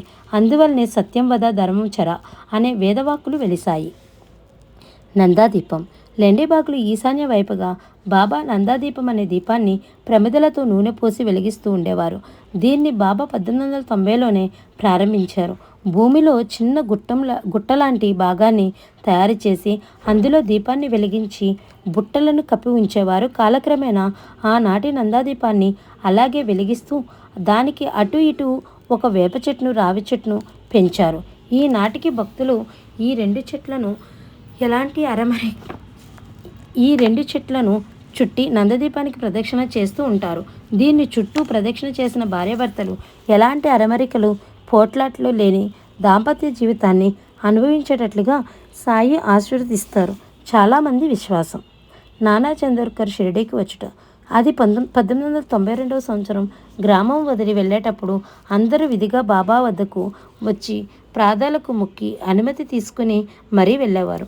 అదేవిధంగా గ్రామ మునుసు బాబా ఒకనాడు బాబాకు నమస్కరించి కోపర్గాంలో డిప్యూటీ కలెక్టర్గా క్యాంపు చేసి జామాబందీ జరుపుతున్నారని వెళ్ళడానికి అనుమతించమని ప్రార్థించగా బాబా ఆ డిప్యూటీ కలెక్టర్ నానాసాహెబ్ చందోర్కర్ను తాను రమ్మన్నానని చెప్పినట్లుగా చెప్తారు. కుగ్రామమైన షిరిడిలో గల ఆ పకీర్ ఎక్కడ, డిప్యూటీ కలెక్టర్ ఎక్కడ అని ఆశ్చర్యపోతాడు అప్ప. భయంగానే అప్ప ఆ వార్త అందిస్తాడు. జామాబందీల్లో మొదటి 2-3 సార్లు నానా చందోర్కర్ పిచ్చి పకీరు చూసేదేమిట్లే అని నిరాకరించినా కొంతకాలం తర్వాత ఒకనాడు షిరిడీకి వస్తాడు. మొదట పరిచయంలోనే తనకు జన్మజన్మ నుంచి బాబాతో వస్తున్న సంబంధాన్ని గ్రహించి ఆనందాన్ని విశ్వాసాన్ని పొందుతాడు. అలా ప్రారంభమైన తొలి పరిచయం అభివృద్ధి చెంది తాను స్వయంగా అనుభవించిన అనేక సాయిలీలలు మహిమలు చూసి బాబా సాక్షాత్తు పరబ్రహ్మ స్వరూపుడని నిర్ణయించుకుంటాడు. గణపతిరావు సహస్రాబుద్ధే అన్నతడు నానా చందోర్కర్ దగ్గర కాపలా ఉండే పోలీసు హవాల్దార్. అతనికి ఇష్టం లేకపోయినా బలవంతంగా 1893లో నానా తనతో పాటుగా బాబా దగ్గరకు తీసుకొస్తాడు. అలా కొన్నిసార్లు బలవంతంగా వచ్చిన గణపతిరావు క్రమంగా బాబా యొక్క దివ్య మహిమల శక్తులను గ్రహించగలుగుతాడు. గణపతిరావు తర్వాత దాసుగనిగా ప్రసిద్ధి చెందుతాడు. నానా చందోర్కర్ షిరిడీ రావడానికి పూర్వం జరిగిన బాబా లీలలు ఎక్కువగా ఎక్కడ గ్రంథస్థం కాలేదు. కానీ ఆ లోటుని గమనించిన చందోర్కర్ బాబాతో సన్నిహితులుగా ఉండే భక్తులందరికీ తాను స్వయంగా డైరీలు తెచ్చి ఇచ్చి, మీరు ఎప్పుడు ఏ విశేషం బాబా వద్ద గమనించినా వెంటనే డైరీలో వ్రాయమని చెప్పేవాడు. అలా ఆనాడు ఆయన చేసిన ప్రయత్నమే ఈనాడు మనకు గల బాబా చరిత్ర. హేమాద్రి పంతు వ్రాసిన జీవిత చరిత్రకు కూడా ముఖ్యమైన కొన్ని ఆధారాలు ఈ డైరీలే. బాబాకు జరగవలసిన కొన్ని కార్యక్రమాలు, పూజలు, ఆరతులను కూడా నియమబద్ధం చేసినది ఈ నానా చందోర్కరే. ఈయన కూడా బాబా గురించి ఎక్కువగా ఉపన్యాసాలు ఇస్తూ ప్రజలకు బాబా లీలలను తెలియపరుస్తూ ఉండేవాడు. సహజంగానే నటుడు, గాయకుడు ఆయన దాసుగను కూడా విశేషంగా బాబా కథలను మహారాష్ట్రమంతటా హరికథల ద్వారా ప్రచారం చేశాడు. ఈయన జీవితంలో బాబా తీసుకువచ్చిన మార్పును ముందు రాబోయే అధ్యాయాల్లో తెలుసుకుందాము. దాసుగను వలె మన జీవితాన్ని కూడా సాయితత్వ ప్రచారంలో ఉపయోగపడే ఈ చిరుదీపంగా ఉపయోగించమని, అందుకు అవసరమైన విధంగా మనసులో గల అన్ని ఇతిబాధలను సక్రమంగా తొలగించమని, మనలో గల మోహాన్ని నిర్మూలించమని సమర్థుడైన సాయిని ప్రార్థిస్తూ ఈ అధ్యాయాన్ని ఇంతటితో ముగిద్దాం. ఓం శాంతి శాంతి శాంతి. 9వ అధ్యాయం సంపూర్ణం. 10వ అధ్యాయము శ్రీ షిరిడీ సాయిబాబా జీవిత చరిత్రం. 10వ అధ్యాయము. 1898 సంవత్సరంలో దాసుగను పోలీసు వృత్తిరీత్యా కన్నాబిల్లుడని గజదొంగను పట్టుకునేందుకు ప్రభుత్వం నియమిస్తుంది. 1-2 సార్లు దాసుగను కానాబిల్లుడిని అనుచరులను దొరికిన దయతలిచి వదిలేస్తారు. ఈ మధ్యకాలంలో జరిగిన అనేక సంఘటనల ద్వారా దాసుగను ఉద్యోగాన్ని వదిలి బాబా సేవలో స్థిరపడాలని ఆలోచిస్తూ ఉంటాడు. బాబా కూడా అదే విధంగా ఆదేశిస్తారు. కానీ ఎలాగైనా గజదొంగను పట్టుకుని ప్రభుత్వానికి అప్పగిస్తే తనకు ఉద్యోగంలో ప్రమోషన్ వస్తుందని, ఆ అధికారాన్ని కొంతకాలం అనుభవించిన తర్వాత రాజీనామా చేసి బాబా సేవకు అంకితం కావాలని అతని అభిప్రాయం. అందువలన అదే ప్రయత్నంలో ఉండగా 3వసారి కానాబిల్లుడికి దొరికిపోగా ఈసారి ఖచ్చితంగా దాసుగన్ను చంపాలని వాళ్ళు నిర్ణయిస్తారు. ఈసారి తన మనం తప్పదని దాసుగను కూడా భయపడి బాబాను ప్రార్థిస్తాడు. ఈ ప్రాణగండం నుంచి బ్రతికి బయటపడితే ఉద్యోగాన్ని వదిలి తప్పక బాబా సేవలో అంకితమవుతానని మరీ మొక్కుకుంటాడు. అనూహ్యమైన రీతిలో ఈసారి బాబా కానాబిల్లుడు దయచలిచి అతన్ని వదిలేస్తాడు. ఆ తర్వాత కొంతకాలం ఉద్యోగంలో ఉండి చివరకు 1903లో ఉద్యోగ విరమణ చేస్తారు. 1893 నుంచి క్రమక్రమంగా బలపడుతూ వచ్చిన బాబా యందు భక్తి 1903లో ఉద్యోగ విరమణ చేసి నాటికి స్థిరపడుతుంది. ఈ 10 సంవత్సరాల కాలంలో వీలున్నప్పుడల్లా బాబా దగ్గరకు వస్తూ పోతూ ఉంటాడు. మానసికంగా ఉద్యోగంలోనూ అనేక మార్పులు తెస్తారు. బాబా నా వాడిని సప్త సముద్రాలను అవతల ఉన్న పిచ్చుక కాలికి దారం కట్టి లాగినట్లుగా షిరిడికి లాగుతాను అనే బాబా మాటలు దాసుగను జీవితంలో నిజమవుతాయి. 1903 సంవత్సరంలో దాసుగను మహారాష్ట్రలోని వివిధ ప్రాంతాల్లో తన హరికథల ద్వారా బాబా యొక్క లీలలను ప్రచారం చేస్తాడు. తాను ఎక్కడికి వెళ్ళినా బాబా యొక్క పెద్ద ఫోటోను దగ్గర పెట్టుకుని ఉండేవాడు. 4-5 గంటలకు పైగా సాగి ఈయన హరికథలు వినడానికి గాను 2000 వరకు జనం గుమ్మికూడుతూ ఉండేవారు. అదే విధముగా నానా చందోర్కర్ తన ఉపన్యాసాల ద్వారా బాబా గురించి ప్రచారం చేస్తూ ఉండేవాడు. మైనతాయి కథ. అది 1904 సంవత్సరం నానా చందోర్కర్ షిరిడీకి 100 మైళ్ళ దూరంలో గల జామ్నేరు అనే ఊరిలో ఉద్యోగం చేయుచుండెను. ఆయన కుమార్తె మైనతాయి ప్రసవ వేదన పొందుచుండెను. అది సామాన్యమైన కాన్పుగా లేదు. ఆమె 2 రోజులు ప్రసవ వేదన పడెను. నాన్న ఉద్యోగ హోదాలో ఉన్నందువలన ఘన వైద్యులు ఇంటి వద్దకే వచ్చి వైద్య సహాయాన్ని అందిస్తారు. అయినను లాభం లేకపోయాను. మైనతాయి యొక్క ప్రసవ వేదన అందరూ నిస్సహాయులై చూచుచుండేరి. అప్పుడు నానా కూడా నిస్సహాయుడై బాబాను ప్రార్థించెను. అదే సమయంలో షిరిడీలో గల బాపుగిరి బాబు అనే సన్యాసి బాబాకు నమస్కరించి ఇంటికి వెళ్ళటానికి అనుమతిని కోరతాడు.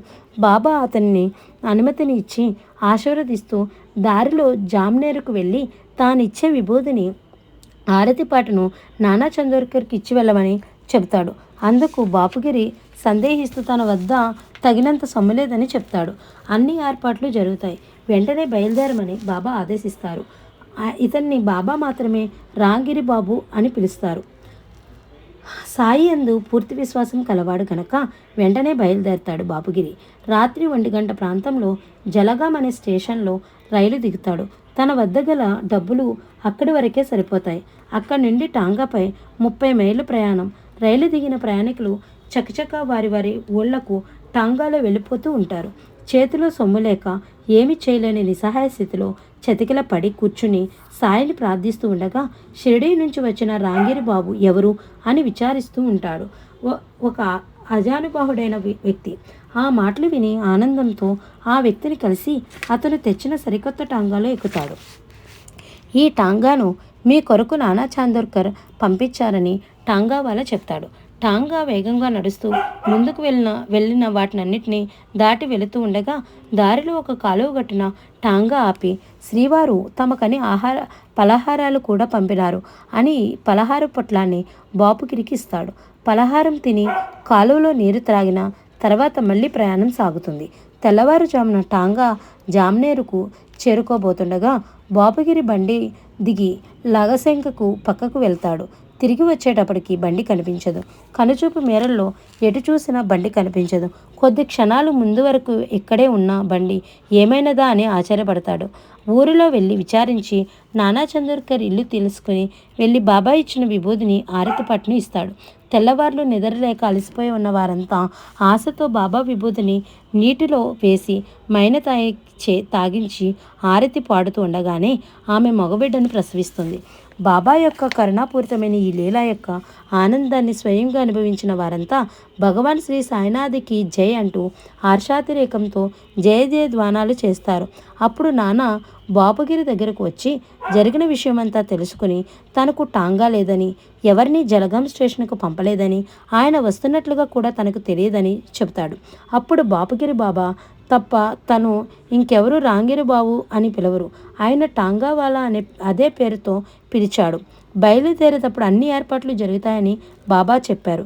కాబట్టి ఈ లీలలో బాబానే స్వయంగా తానే గుర్రమై బండిగా అయ్యి టాంగా తోలేవానిగా మారి నన్ను జలగాం నుంచి ఇక్కడికి చేర్చారని బాబా ప్రేమను తలుచుకుని పరవశించగా ఆ ఆనందాతిశయంలో పులకాంకితుడై తన బిడ్డను రక్షించడం కోసం ఇన్ని కష్టాలు పడి ఇన్ని రూపాలుగా మారిన సాయి ప్రేమను ఊహించుకున్న నానా చందోర్కర్తో పాటుగా ఆ చమత్కారాన్ని తెలుసుకున్న వారి కుటుంబ సభ్యులు, పరిసర ప్రాంతాల వాళ్ళు కూడా సాయి అందు మనసు నగ్నం చేసి సాయి యొక్క పరిపూర్ణ భక్తులయ్యారు. నేను ఈ ప్రపంచమంతా వ్యాపించి ఉన్నాను. నేను రావడానికి టాంగా కానీ, బండి కానీ, మరి ఏ ఇతరమైన సాధనాలు కానీ అవసరం లేదు. నా భక్తుడు ఎప్పుడు తలచి పిలిచినా అప్పుడే ఆ ప్రక్కనే ఉండగలను అన్న బాబా సూక్తులకు పై చమత్కారం చక్కగా సరిపోతున్నది. బాబాయే అక్కల్కోట మహారాజు. సమర్థ అక్కల్కోట్ మహారాజు 1876లో అక్కల్కోట అనే గ్రామంలో సమాధి అయ్యను.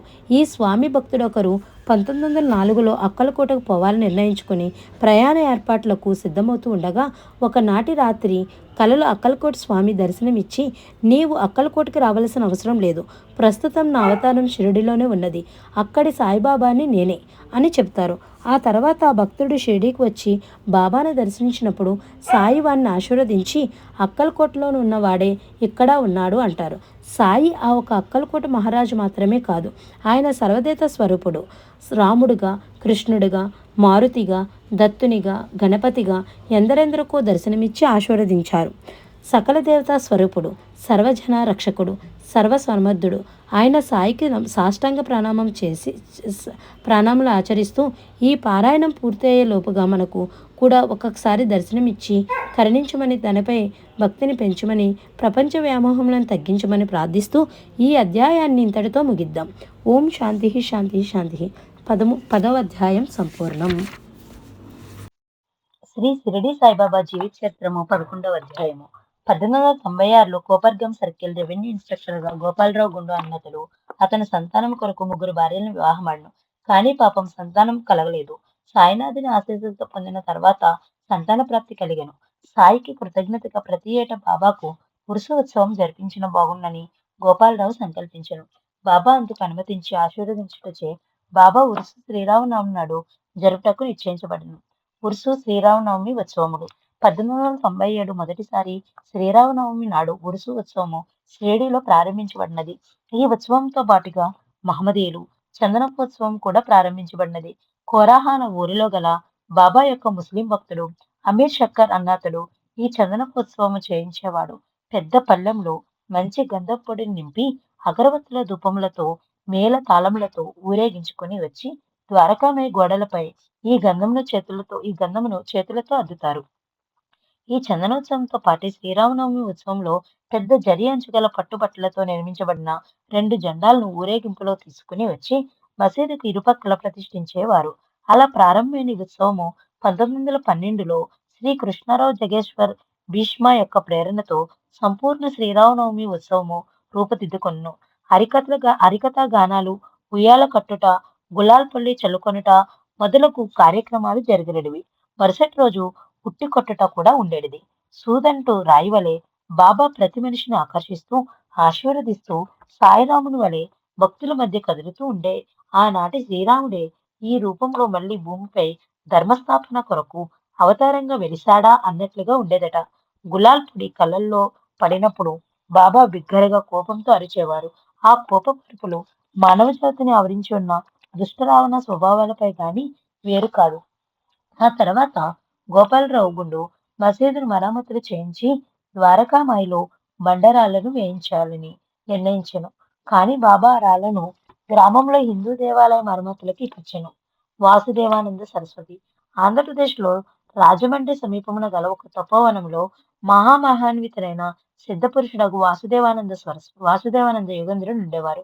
ఈయన దర్శనమునకు వేల కొలది భక్తులు వెళుతూ ఉండేవారు. నాందేడ్ నివాసి అయిన దాసుగను మరి నలుగురితో కలిసి వీరి వద్దకు వెళతాడు. అప్పుడు ఆ యోగేంద్రుడు షిరిడీ పేరు, సాయిబాబా పేరు వినగానే పులకాంకితుడై ధ్యానమగ్నుడై బిడ్డల్లారా, షిరిడీ యందు నా పెద్ద అన్న కలడు కదా, ఆ మహాత్ముని దర్శింపక నన్నెలా చూడవచ్చితిరి? సాయినాథుడు ముసల్మానుడు అని ప్రజలు అనుకొనుచున్నారా? వారు నాకు అగ్రజులు. నా నమస్కారములతో ఈ నారికేళంను వారికి సమర్పింపుడు అని కొబ్బరికాయని ఇస్తారు. వారు తిరిగి నాందేడ్ చేరి 15 రోజులు తర్వాత షిరిడీకి ప్రయాణమై మన్మాడు చేరిన తర్వాత కోపర్గాం వైపు పోవు రైలు ఆలస్యం ఒకటిచే పక్కనే గల వాగు దగ్గరకు చేరి వారి దగ్గర గల వేయించిన అటుకులతో కారం ఎక్కువగా ఉండుటచే వాసుదేవానంద సరస్వతి ఇచ్చిన కొబ్బరికాయను కొట్టుకుని కొబ్బరిని తురిమి అటుకులతో కలిపి తింటారు. పూర్తిగా తిన్న తర్వాత ఆ కాయను బాబా కొరకు తెచ్చారని గుర్తుకు వస్తుంది. భయపడతారు.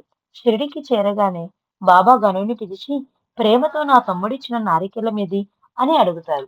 ఆశ్చర్యాన్ని పొందిన దాసుగను జరిగిన పొరపాటుకు చెప్పి క్షమించమని ప్రార్థిస్తూ ఇంకో కొబ్బరికాయని తెచ్చి ఇవ్వడానికి లేవబోతూ ఉండగా సాయిని వారిని వాదించి, బిడ్డ పోవలదు. నీవు తెచ్చే నారికేళం నా సోదరుడిచ్చిన దానితో సరితూగగలదా? కానేమో, మీరు నా బిడ్డలే కదా, నా ధనమంతా మీదే. మీపై నాకెలాంటి కోపం లేదంటూ ఆశీర్వదిస్తారు. దీక్షిత్ వాడ 1909లో కాకాసాహెబ్ దీక్షిత్ సాయి మహిమలను విని ప్రేరితుడై మొదటిసారిగా షిరిడి వస్తాడు. ఇంగ్లాండ్లో ఉండగా రైలు ప్రమాదంలో కాలు విరిగిన దీక్షిత్ బాబా తన మహిమ ద్వారా కుంటితనాన్ని పోగొడతాడేమోనని ఆశతో వస్తాడు. కానీ షిరిడీ చేరి సాయిని దర్శించగానే కాలి కుంటితనం కన్నా మనసులో గల కుంటి భావాలను తొలగించమని ప్రార్థిస్తాడు. బాబా మహిమలను స్వయంగా చూసి షిరిడీలో స్థిర నివాసం ఉండాలనే ఆలోచనతో గురుస్థానకు ఉత్తరం వైపున కొంత స్థలాన్ని కొని ఒక వసతి నిర్మించుకుంటాడు.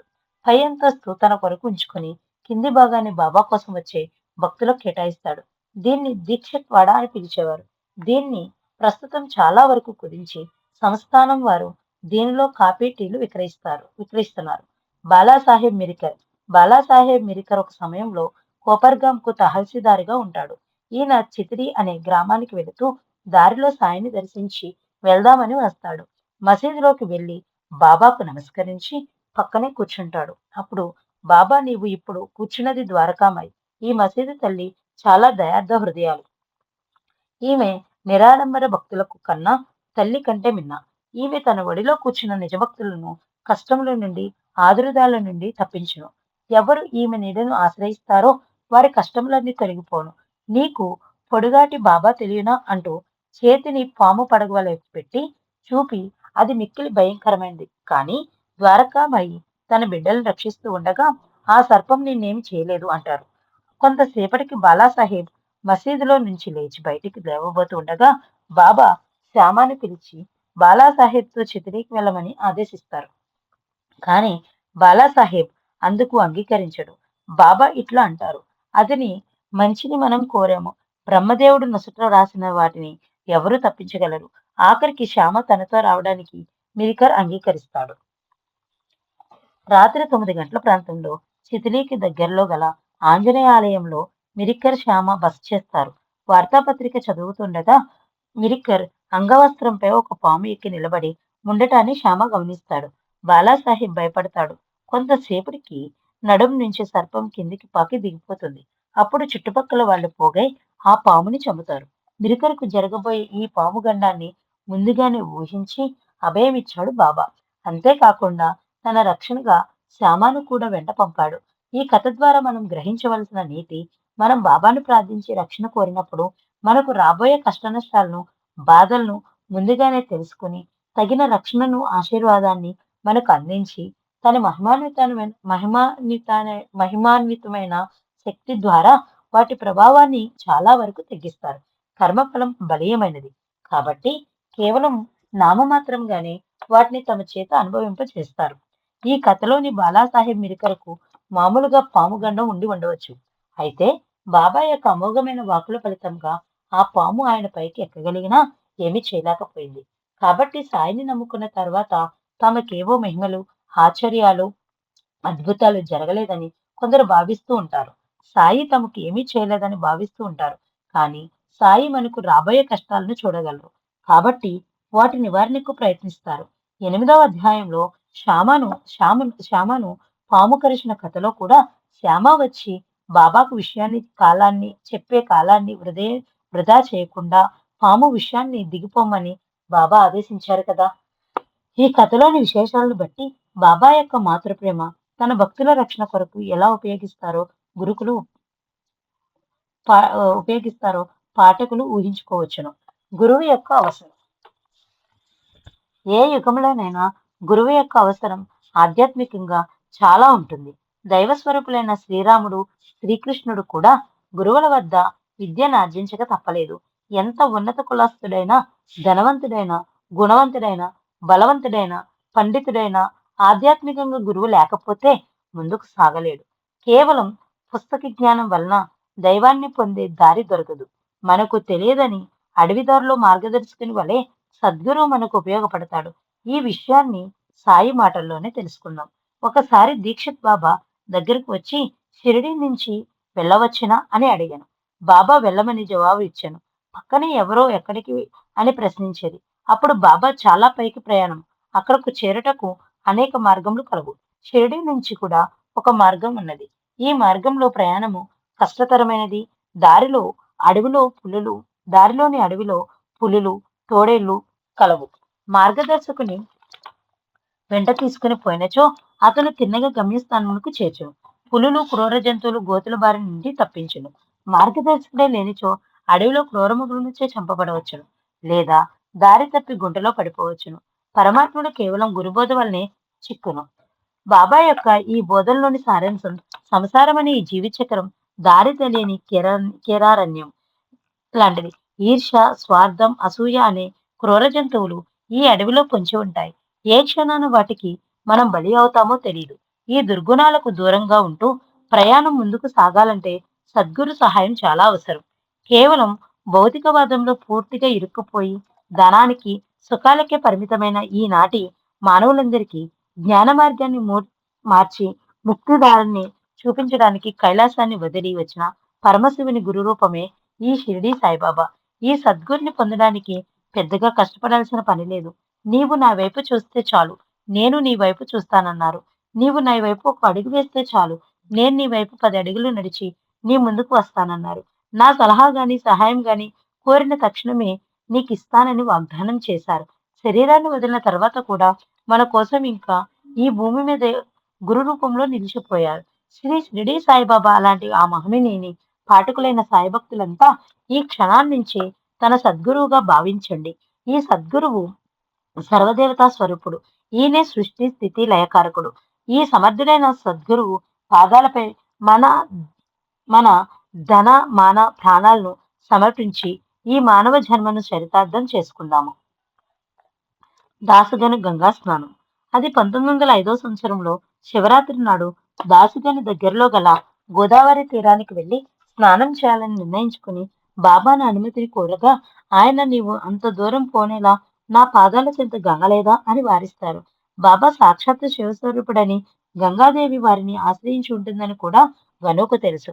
అయినా నదిలో స్నానం చేసినట్లుగా అవుతుందా అని సందేహిస్తాడు.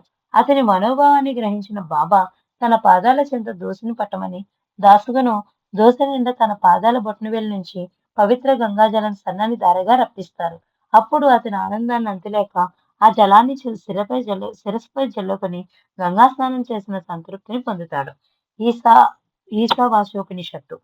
దాసుగను ఈశావాస్యోపనిషత్తు యొక్క సారాంశంను గ్రహించలేక పోయి ఎంతో మందిని ఆశ్రయించగా వారు కూడా ఆయనకు అర్థమయ్యే విధంగా సారాంశాన్ని సరిగ్గా అన్వయించి చెప్పలేకపోతారు.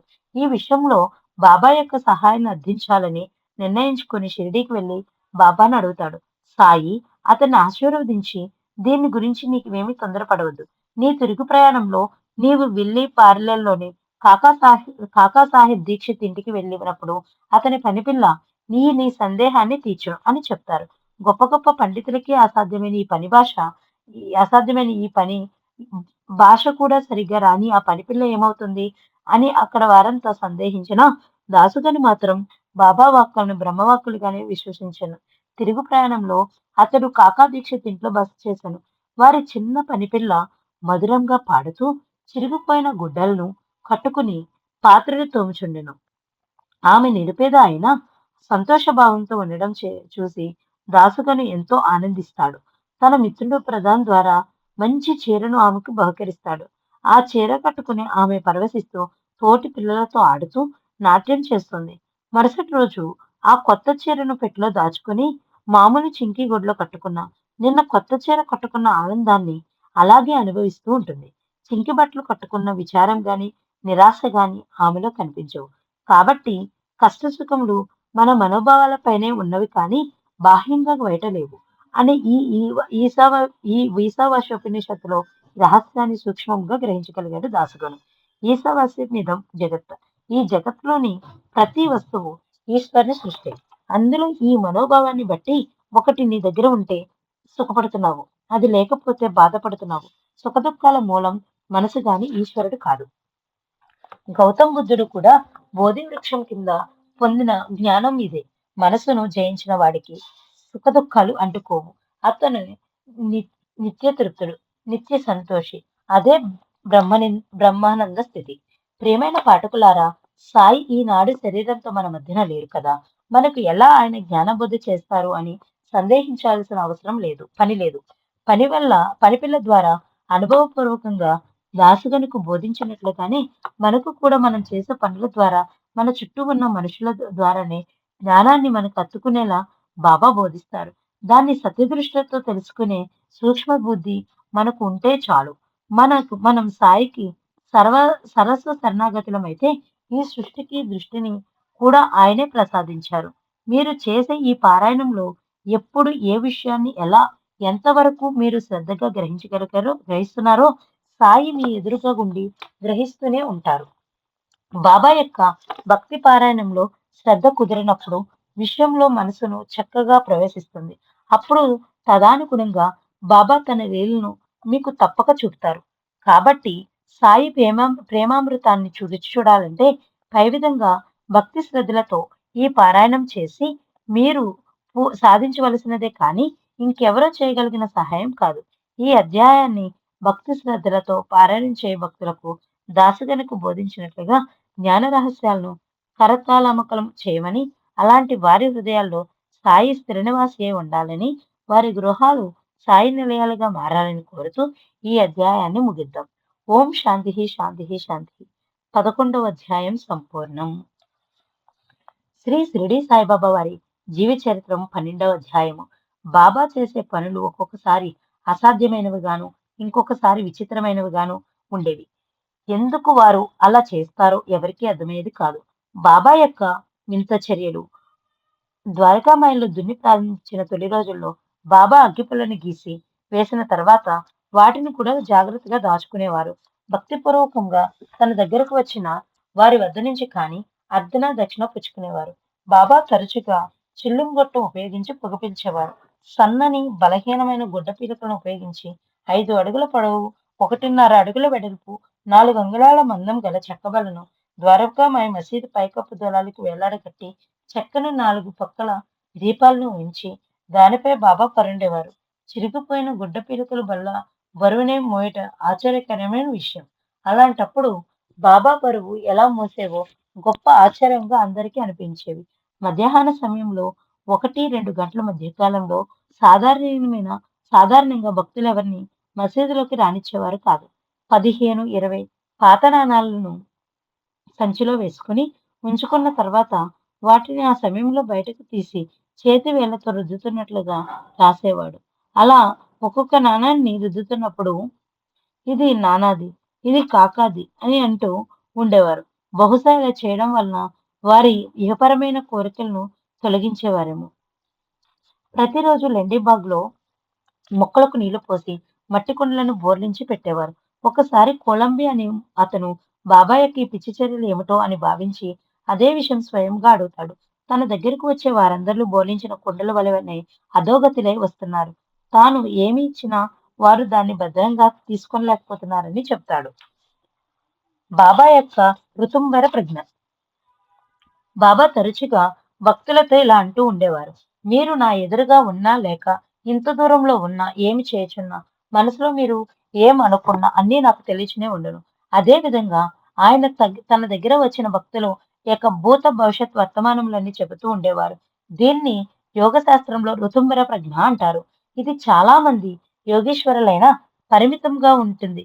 కానీ బాబా యొక్క ఈ శక్తి అపరిమితమైనది, అనంతమైనది, అనూహ్యమైనది.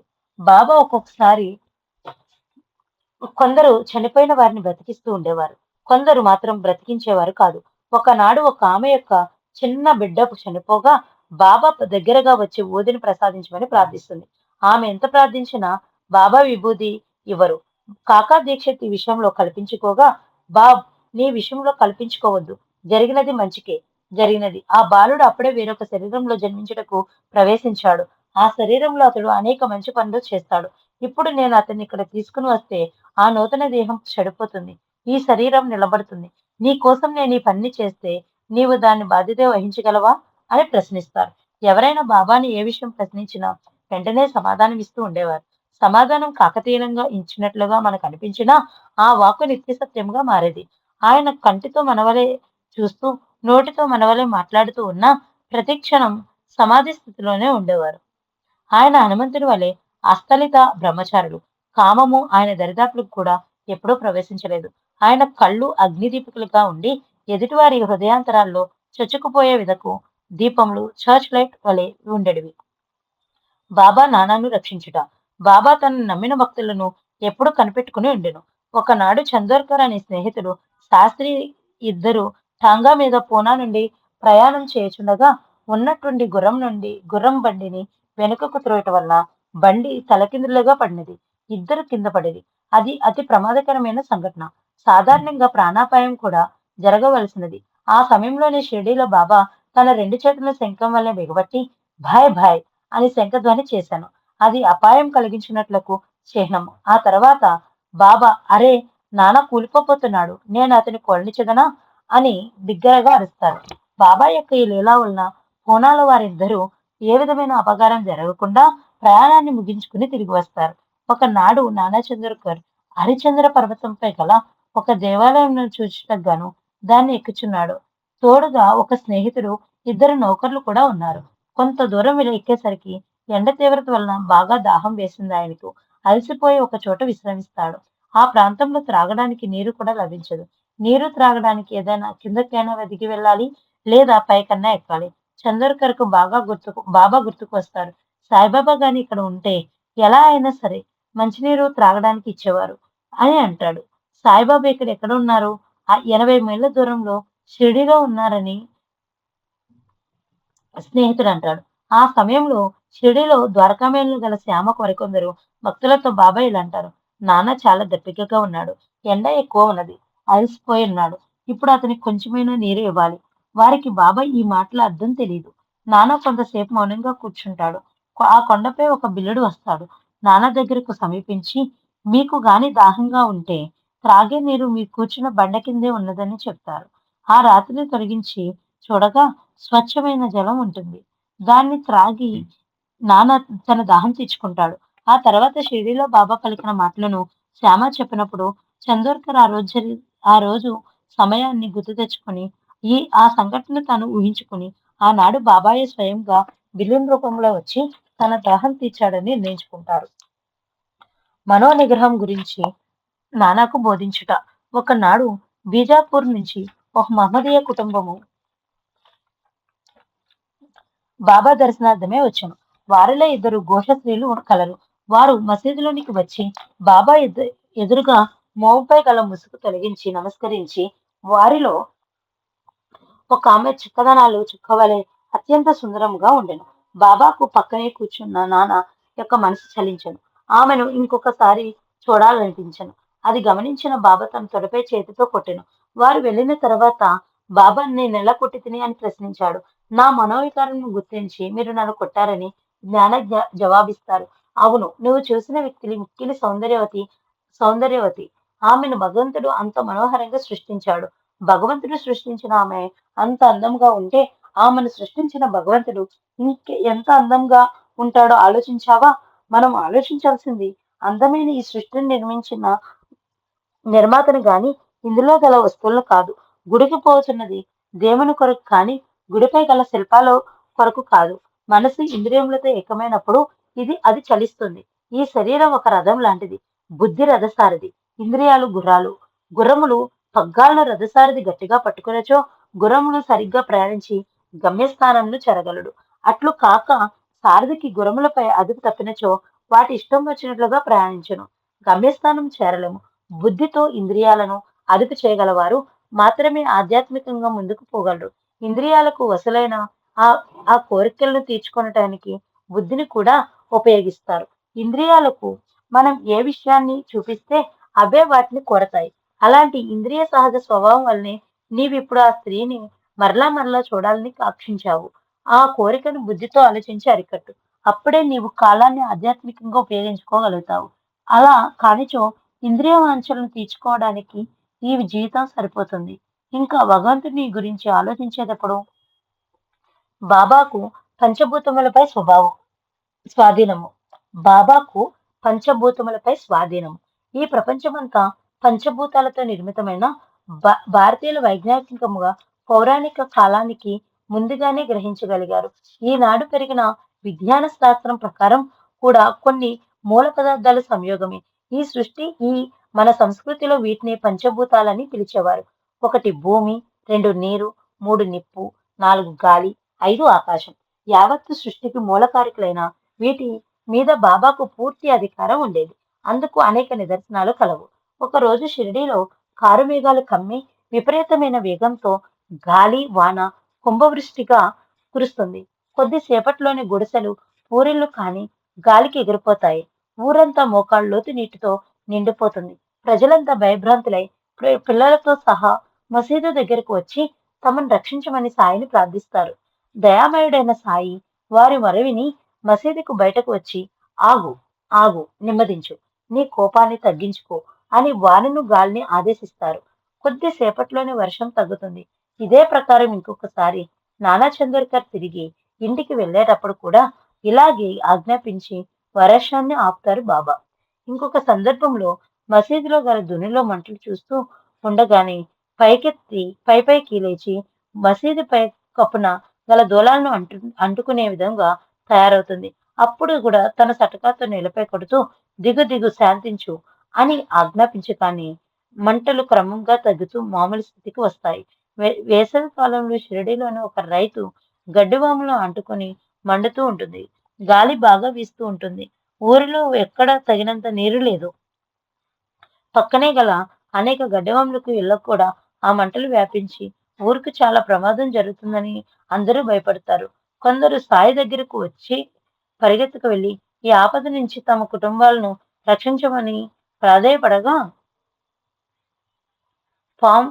సాయి లేచి గబగబా కూడా వెళ్లి తన చిన్న లోటాల నీళ్లు తీసుకుని మండుతున్న గడ్డివాము చుట్టూ చల్లి ఆ హద్దును దాటి బయటికి రాకూడదని అగ్నిని ఆజ్ఞాపించగా అది పూర్తిగా కాలిపోగానే మంటలు అదుపులోకి వచ్చి ఆరిపోతాయి. షిరిడీలో శ్రీరామనవమి ప్రారంభించిన తొలి సంవత్సరంలోనే నీటి ఎద్దటిని నివారించడానికి బాబా పాటుపడిన నూతిలో పూలను చల్లగా భూమాత చలించి త్వరలో గల నీటితో ఆ బావి నిండా మంచినీటిని నింపుతుంది. ఇలా బాబా యొక్క అధికారం పంచభూతాలపై పూర్తిగా ఉన్నది అనేందుకు నిదర్శనాలు కుక్కలుగా ఉన్నాయి. వివాహం నివాసి మేఘశ్యాముడు సాటే గారి వంట బ్రాహ్మణుడు. అతను నిర్మల నిశ్చలమైన మనసు గలవాడు. సాటే షిరిడీకి వచ్చిన తర్వాత కొత్త రోజుల్లో ఇతన్ని బాబా సేవకుగాను పూజారి వలె నియమిస్తాడు. కాలగమనంలో అతడు బాబా వద్ద చూసిన అనేక లీలను బట్టి బాబా సాక్షాత్తు శివ అవతారంగా భావించేవాడు. ప్రతిరోజు వారి పాదతీర్థం తాగుతూ ఉండేవారు. బాబా అతని మనసులోని మార్పు తీసుకువచ్చి భక్తికి స్థిరపరచను. ఒక సంక్రాంతి పండుగ నాడు మేఘుడు తన బాబా శరీరానికి చందనమ్మ పూసి గంగాజలంతో అభిషేకం చేయాలని అనేక సార్లు ప్రార్థించగా ఆఖరికి ఇష్టం లేకపోయినా బాబా ఒప్పుకుంటాడు అని 18 మైళ్ళు రానుపోను నడిచి ఇంటికి వెళ్లి గోమతి తీర్థంతో కడుపులో నింపుకుని తల్లిపై తలపై తలపై పెట్టుకుని మధ్యాహ్నం 12 గంటలకు బాబాను ఒక పీటపై కూర్చోబెట్టాడు. వారు తలను ముందుకు చాచి శరీరానికి తల ముఖ్యం కనుక తలపైనే నీళ్లు పోయము శరీరమంతా పోసినట్లుగా ఉంటుంది అని మేఘునకు నీళ్లకుండను పైకెత్తి పోయినప్పుడు హరహర గంగాయచునితో భక్తుని పారవస్యంలో బాబా శరీరమంతా నీరు పోస్తాడు. అక్కడ బాబా వాక్కు ప్రకారం తల మాత్రమే తడిసి మిగిలిన భాగం అంతా తను పొడిగానే ఉంటుంది. మిగిలిన శరీరం అంతా పొడిగానే ఉంటుంది. ఈ 2 లీలలను బట్టి బాబాకు నీటి మీద కూడా అధికారం ఉన్నదనే విషయం అర్థమవుతున్నది. బ్రహ్మజ్ఞానము సకలైశ్వర్యములు సంపన్నుడైన గుల్దార్ అనే ధనికుడు మలేగాం సమీపంలో ఉండేవాడు. సాయిబాబా పేరు ప్రతిష్టలు విన్న తర్వాత ఆయన దగ్గరకు వచ్చి బ్రహ్మజ్ఞానాన్ని సంపాదించాలని నిర్ణయించుకుని రానుపోను టాంగాకు మాట్లాడుకుని షిరిడి వచ్చి కాలావృధం చేయక వెంటనే బాబా దగ్గరికి వెళ్లి త్వరగా బ్రహ్మజ్ఞానాన్ని బోధించమని తిరిగి వెళ్లేందుకు సిద్ధంగా తెచ్చుకున్న టాంగాలో వెంటనే వెళ్లిపోవాలని చెప్తాడు. అందుకు బాబా, మిత్రమా, నీవు ఆదుర్ద పడవద్దు. ఇప్పుడే బ్రహ్మంను చూపెదను. నా బేరమంతా నగదే కాని అరువుండదు. నా దగ్గరకు వచ్చి అందరూ స్వాదపూరితమైన కోరికలు కోరతారు. నీవలే బ్రహ్మజ్ఞానాన్ని కోరేవారు ఇలా చాలా తక్కువ మంది ఉంటారు అంటూ ఏమేమో మాటలు చెప్తూ అతన్ని తన విషయం మర్చేటట్లుగా చేస్తాడు. ఒక పని పిల్లవాడిని పిలిచి నందు మార్వాడి ఇంటికి వెళ్లి 5 రూపాయలు అప్పుగా తీసుకురమ్మనమని పంపక ఇంటికి తాళం వేసి ఉంటుందని ఉండడం చేత తిరిగి వస్తాడు. ఈసారి ఇంకొకరి ఇంటికి పంపించగా మళ్ళీ అలాగే అవుతుంది. మరి 2 చోట్ల కూడా పంపగా నిరుపయోగంగా తిరిగి వస్తాడు. బ్రహ్మజ్ఞానం కోసం వచ్చిన వాని వైపు చూసి నీ జేబులో 50 రూపాయలు నోట్లున్నవి. బ్రహ్మజ్ఞానమును వెంటనే తీసుకొని పోయినచో ఇది ఒక వస్తువు కాదు. నీవు గమనించగలందుకే ఈ కథనంతా నడుపుతున్నాను అంటారు బాబా. ఆ పెద్ద మనిషి బాబా 5 రూపాయల కోసం ప్రయత్నిస్తుంటే తన వద్ద గల డబ్బులో నుంచి కేవలం 5 రూపాయలు కూడా బాబాకు ఇవ్వలేకపోయాడు. అది కూడా అప్పుగా. అలాంటి పిసినారికి బ్రహ్మజ్ఞానం ఎలా బోధపడుతుంది?